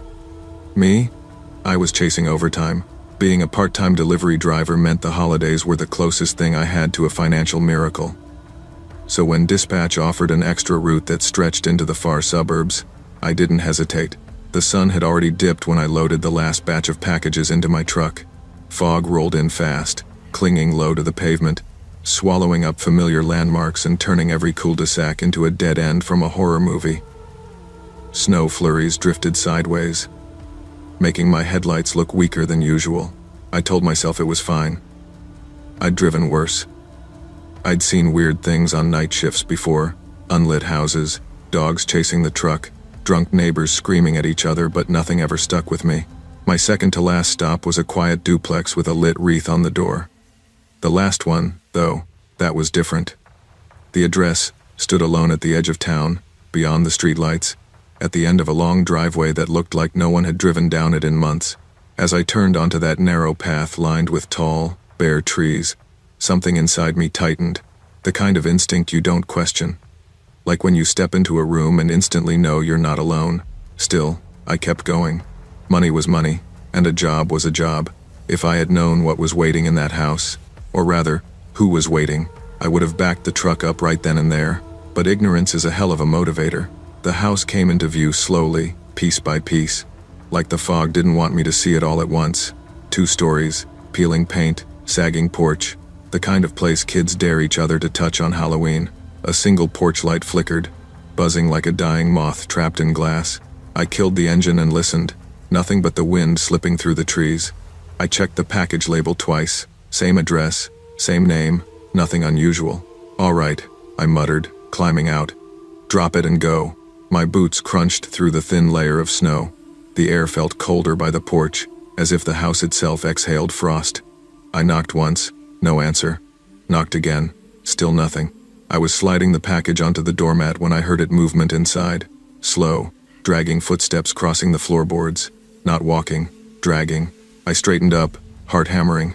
"Delivery," I called out. "I'm leaving the package outside." For a moment, silence. Then the door creaked. It opened only halfway, revealing nothing but darkness. A voice whispered from the blackness, "Bring it inside." Every instinct screamed. I stepped back. I can't. Company rules. I have to leave it on the porch. The voice grew sharper, more demanding. "Bring it inside." I took another step back. "Sir, I'm not allowed in homes." The voice suddenly barked a name, someone I didn't know. Not angrily, almost panicked. Then again, louder. That was enough for me. I turned toward the driveway, and that's when I saw someone watching me from the upstairs window, barely visible behind a curtain. At first, I thought my mind was playing tricks on me. Fog, darkness, nerves, easy ingredients for imagining things. But as I stared up at that second-floor window, the shape behind the curtain didn't move, didn't blink, didn't shift, just watched. I froze halfway down the porch steps. My breath puffed white in the air. The curtain twitched like a hand had let go of it. The figure slid back, just a fraction, retreating into the room. "Okay," I whispered to myself. "Nope, not dealing with this." I hurried toward my truck, forcing myself not to run. Running would have made everything feel too real. The house behind me groaned, wood settling or something shifting inside. I didn't want to know which. As soon as I reached my door, the upstairs light cut off instantly, as if whoever stood there realized I'd seen them. "Caleb to dispatch," I said into my radio, trying to keep my voice level. "I'm at the last address, and someone inside is acting strange." Door was opened halfway. They were shouting. Might be a welfare check situation. Dispatch hesitated. "That address should be vacant. Are you sure you're at the right place?" I read her the numbers again. She went quiet.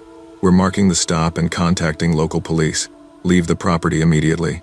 That was the easiest instruction I'd ever followed. I threw the truck into reverse and didn't breathe until I saw the main road again. But even as I drove off, a feeling clung to me like someone was still watching from behind those dark windows, counting the seconds until I vanished into the fog. I drove straight to the station, hands shaking on the steering wheel. Part of me wondered if I'd overreacted. Maybe someone was squatting there. Maybe the owner had returned home unexpectedly. Maybe the voice was confused, not threatening, but the way it demanded, the way it changed so quickly. The eyes in the window. No. Something was off. Inside the station, an older officer named Ramirez listened, without interrupting. When I finished, he exchanged a glance with his partner, Officer Dunning. Ramirez folded his arms. "That house has been vacant for months." I blinked. Vacant? But someone was definitely inside. "The owner's been in long-term care since August," he continued. "House has no heat, no utilities, and the electricity was shut off weeks ago." My skin crawled. "Then how was the porch light on?" Dunning shook his head. "It shouldn't have been." A chill ran through me. The officers pulled up recent reports: trespassing, break-ins, squatters using remote homes for shelter. Some even tried to lure delivery drivers or salespeople inside, hoping they'd drop their guard. Ramirez said, "You did the right thing leaving. People get desperate. Some get unpredictable." I didn't want to picture the voice I heard paired with the face behind the curtain. Was it one person? Were there more than one inside? Before I left, the officers told me they'd check the property. I asked if they'd call me with updates. Ramirez's answer was vague, too vague. "We'll let you know if we find anything concerning." I didn't like the way he said times if asterisk, because I already knew. There was something concerning in that house. Dispatch kept me off routes near the outskirts for the rest of December. I didn't argue. I couldn't. Every time I passed a dark house with a porch light flickering, my chest tightened. Every time I walked up to a door and heard movement inside, I stepped back automatically. A few days later, Ramirez called. They'd checked the house. Someone had been living there, he said. Whoever it was used candles, blankets, old cans stacked in corners. signs of someone moving between rooms. But no one was there when you checked? No, he said quietly. They left in a hurry, meaning they left after I drove off, meaning they were hiding while officers searched, meaning they were still out there. The thought stuck with me like a shadow I couldn't shake. I stopped taking late routes, stopped volunteering for extra pay, stopped trusting houses that looked empty. You'd think delivery work is simple: drop the box, take a picture, move on. But people forget that we walk up to strangers' doors every day, not knowing who or what is on the other side, and sometimes the house is supposed to be empty. That's what makes it worse. To this day, I still see that upstairs window in my dreams, the curtain pulled just wide enough for someone to watch me walk back into the fog. People always assume working at a seasonal skating rink is charming, like I spend my evenings handing out cocoa and watching kids do wobbly laps while holiday music plays in the background. And sure, sometimes it is, but most nights, especially late in December, it's just cold, lonely work. I took the job my freshman year of community college because I needed flexible hours and a reason to get out of my apartment. By my second winter, I'd gotten used to the routine. I handled the closing shifts, sweeping stray ice shavings, disinfecting rental skates, shutting down the speakers that looped the same 12 holiday songs. The rink sat in a plaza downtown, bordered by shops that closed much earlier than we did. By the time I locked the gates each night, I was usually the only person left within half a block. On December 29th, the temperature dropped into the single digits. The wind sliced through my coat every time I stepped outside the warming hut. Most guests left long before closing. The ice was empty by 9:45 p.m., just me, the echo of distant traffic, and the low hum of the floodlights. I was packing up rental skates when I heard blades scraping across the ice. At first, I thought my imagination was messing with me. The rink gets loud when you're alone with it long enough. But when I stepped outside, I saw him, a lone skater, dressed head to toe in black, gliding in long, slow strokes across the far end of the rink. Hood pulled down low. No visible face. He shouldn't have been there, but he was, and he wasn't leaving. I shouted across the ice, "Hey, rink's closed." No reaction, no wave, no acknowledgement, just the same long, deliberate glide along the boards. The cold made everything sharper. Each scrape of his blades echoed under the lights. I stepped onto the ice, holding a broom like it might matter. "Sir, we're closed. You need to head out." He stopped abruptly, like someone hit a switch. He stood in the dim corner where the floodlights didn't reach, the hood of his coat hiding any detail of his face. Even from across the rink, I felt it. He was watching me. I tried again.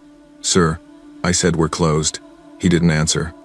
Instead, he began skating backward, slow and smooth, never breaking eye contact. The way he moved, it wasn't the shaky, casual skating you usually see after hours. It looked practiced, maybe even graceful. But the silence ruined any beauty in it. My heartbeat grew loud in my ears. Something felt wrong.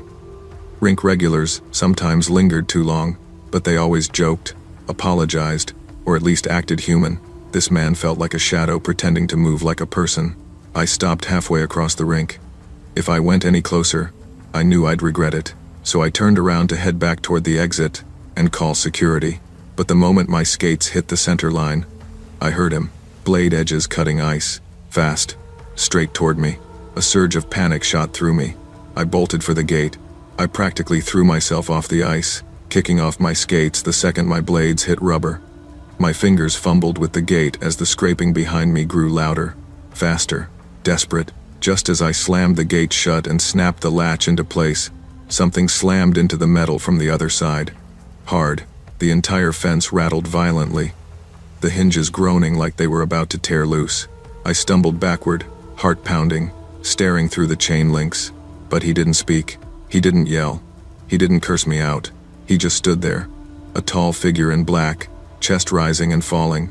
Hard to tell if he was out of breath or simply waiting for me to get closer again. His hood was still pulled low, face swallowed in shadow. We stayed frozen like that, him inches from the gate, me clutching my phone. I whispered, "Security's coming." It wasn't true. I hadn't even dialed yet, but something in me needed to say it. He tilted his head slowly, like he was listening for something behind us. Then, without a word, he stepped backward, gliding into the center of the rink. He didn't skate toward the exit gate. He didn't leave the way he came. He just drifted into the darkest part of the ice until I couldn't tell where the shadow ended and he began. When I finally dialed security, my hands shook so badly I nearly dropped the phone. I kept my eyes on the rink the whole time, but when the guards arrived, the ice was empty. Security took me seriously, which surprised me. Usually they assume night shift workers exaggerate things from nerves or boredom, but when they saw how shaken I was and the dent in the gate, they escorted me back inside the office to review the cameras. The rink had 4 overhead security cams set on a constant loop. We queued up the past hour. I watched myself walk out, watched myself step onto the ice, watched myself react to something. But the strange thing? I was reacting to nothing. On camera, the far corner of the rink was empty. No skater, no shadow, no tall figure gliding backward. It showed the gate rattling hard, violently enough to send my broom clattering across the ground, but the footage captured nothing making contact with it. Just the metal shaking on its own. I stared at the screen, cold settling deep in my stomach. It's probably a glitch, one guard said. The cold messes with the cameras sometimes, but glitches don't dent metal gates. Glitches don't leave skate tracks carved into fresh ice. Glitches don't breathe the same air you do. The other guard radioed for a full sweep of the plaza, but no one found anything. No footprints in the snow beyond the rink, no sign of forced entry. The only thing they found was a single pair of rental skates sitting alone in the middle of the ice skates we hadn't loaned out that night. I didn't finish my closing duties. Security walked me to my car, and I drove home with frozen hands and a racing mind. I didn't sleep that night. Every time I closed my eyes, I saw the outline of that hooded figure gliding toward me, silent as falling snow. The next morning, I emailed my manager and asked to switch to daytime shifts. I didn't care if it meant fewer hours. I wasn't staying alone in that rink again. He didn't argue. He just wrote back, *understood. This isn't the first time we've had concerns, *. That word sat in my gut like ice. Over the next few days, I heard bits and pieces from older staff. Rumors about someone breaking into the rink at night long before I worked there. Stories of workers hearing blades scraping after hours. Shadow-like figures seen on the ice despite the gates being locked. No one wanted to believe any of it. But no one wanted to work alone at closing time either. On New Year's Eve, I walked past the rink on my way home. Music played, families laughed, lights sparkled over fresh ice. Everything looked normal, safe, almost magical. But in the far corner where the floodlights didn't reach, I caught a flicker of movement, a dark silhouette gliding silently across the rink before disappearing behind a group of skaters. I blinked, and he was gone. Maybe it was nothing. Maybe my mind was still replaying that night, but I'll tell you this, I never looked directly into the dark corners of that rink again. Some things feel too real to question, and some silhouettes shouldn't exist at all. Always trust the fear that warns you before danger shows its face. Instinct is often the first and only signal that something is deeply wrong. Before our school ever announced the overnight lock-in, I wouldn't have called myself an easily scared person. I grew up in a small town where the worst thing that happened on a school day was someone forgetting their homework or spilling lunch in the cafeteria.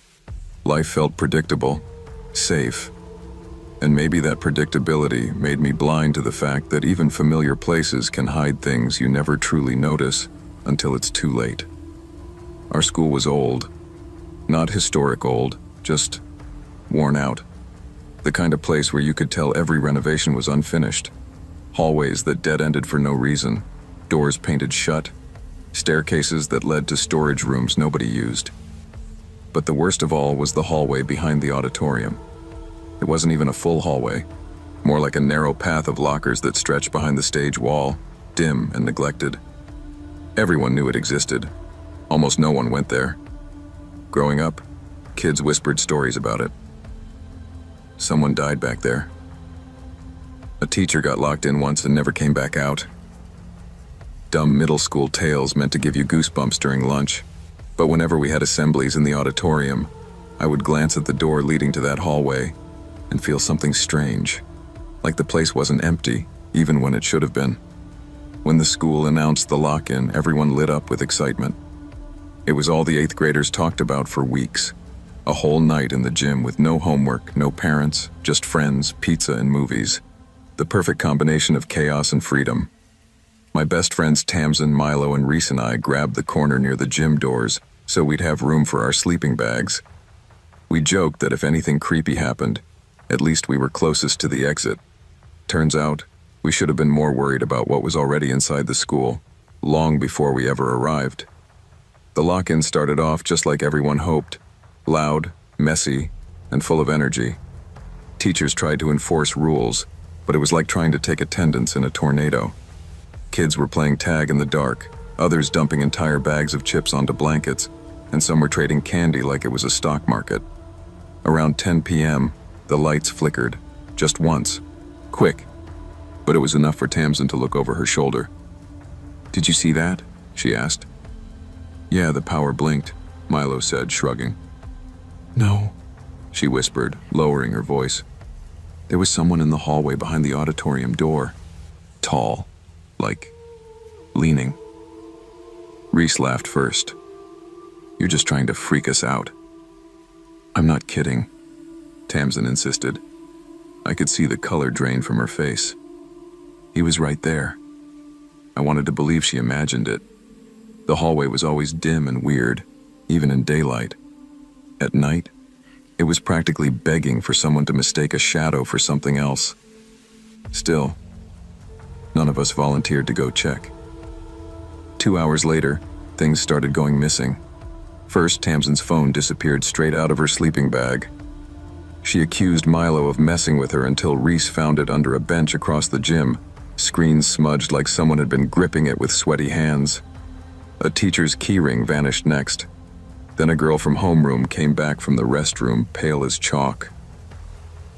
"Someone was walking behind me," she whispered, but nobody was there. We all exchanged uneasy glances. Still, the adults kept saying the same thing. "It's just kids pulling pranks.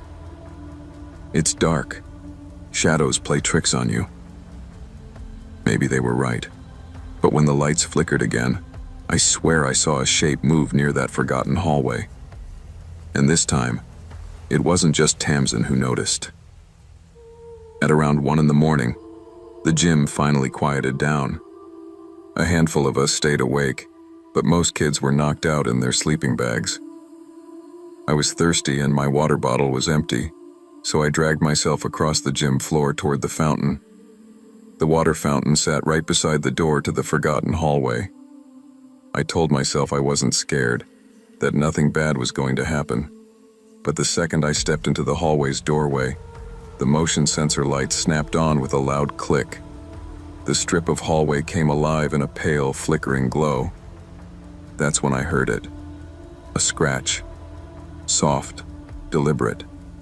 Not like metal shifting, not like pipes settling, but like fingernails dragging across the inside of a locker. I froze.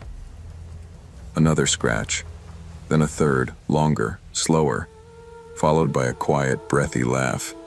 I stepped back so fast I nearly tripped over my own feet. My throat tightened, but I managed to whisper, "Nope, nope, nope." I sprinted back to the gym and grabbed Tamsin, Milo, Reese, and the 2 nearest teachers. The adults rolled their eyes at first. "Seriously? Scratching? It's probably a mouse," one said. "Mice don't laugh," I shot back, trembling. That got their attention. We walked as a group back toward the hallway. The second the teachers opened the door, every one of us heard it. A muffled thump from behind the metal row. "Which locker?" the teacher asked. I pointed with a shaking hand. 214. He approached it slowly, gripping the door handle like he expected it to bite. With one pull, the locker swung open, and everything inside made the world tilt. A sleeping bag, snack wrappers, a half-drained water bottle, a flashlight, a Polaroid camera, and then the photos scattered across the floor. Dozens of them, all taken inside the school, all taken during the lock-in, including one of Tamsin, snapped at the exact moment she thought she saw someone, from a low angle, from behind the slats of locker 214. The teachers went pale. One immediately rushed to lock the hallway door while the other barked for everyone to return to the gym. Kids woke up confused, rubbing their eyes, asking questions the adults refused to answer. Meanwhile, I knelt beside the pile of Polaroids. Some were harmless looking, Kids sleeping, groups talking, teachers standing near the snack table. But the more I examined them, the more my stomach twisted. The angles were wrong. Too low. Too hidden. Many were taken from cracks in doors, behind corners, through vents. Someone had been watching us all night. "Hey," Milo whispered beside me, voice shaking. These were taken before the lock-in even started." He was right. Several pictures were of empty classrooms, dark stairwells, the quiet gym before any of us arrived. Whoever this person was, they had been living in the school longer than any of us imagined. Suddenly, from the back of the hallway, we heard a sound. A metal door slamming. A fire exit. The teacher closest to it ran toward the noise, flinging the door open to cold night air. The emergency alarm screamed through the school, but outside, only footprints leading away into the darkness. "Stay together," one teacher ordered us. "No one moves until the police get here." Kids were crying. Some were whispering that it was a ghost, others insisting it was a burglar. I knew better. I kept seeing the inside of locker 214 in my mind. The sleeping bag, the flashlight, the wrappers. This wasn't supernatural. It was someone real. Someone who knew the school well enough to hide right under our noses. The police arrived, searched the grounds, checked every exit, and eventually confirmed what we already knew. He was gone. The lock-in ended early. Parents were called. Hallway 214 was sealed shut the next morning. But I couldn't stop thinking, how long had he been there? And how many nights had we been in the building while he watched? Life at school moved on. At least that's what everyone pretended. Teachers avoided the topic like it was radioactive. The principal claimed the intruder was likely a transient individual seeking warmth, and there was no ongoing threat. But no one believed it, not really. They changed the locks on the back exit. They installed cameras in the auditorium. They repainted the forgotten hallway. But they never removed locker 214. Sometimes, during passing periods, I'd walk past the auditorium entrance and feel that same cold draft, that same creeping sensation that someone was still watching from a place just out of sight. One afternoon, months later, I lingered by the auditorium because I had to pick up a permission slip. The hallway was quiet. Too quiet. I shouldn't have gone near it, I knew that. But something drew me closer. The light flickered, just like it had the night of the lock-in. Then I heard it, a soft rattle from locker 214. Not loud, not violent, just testing. A gentle tap from inside, like someone brushing their fingertips against metal, waiting to see if the door would open. My whole body went cold. I backed away slowly, never taking my eyes off the locker. When I reached the corner, I ran. Full speed, all the way to the front of the school. I didn't tell anyone, not my parents, not my friends, not a teacher. Because deep down, I knew something they all preferred not to believe. Just because they never caught him doesn't mean he left. And sometimes when the hallway is quiet and the lights buzz overhead, I swear you can still hear the faintest rattle from locker 214. Like someone inside is waiting for another night when kids fall asleep in the gym and no one notices the sound of a door gently opening. Danger doesn't always come from the places we fear. It often hides in the places we assume are safe. Trust your instincts, pay attention to the unease you feel, and never ignore warning signs simply because the environment seems familiar.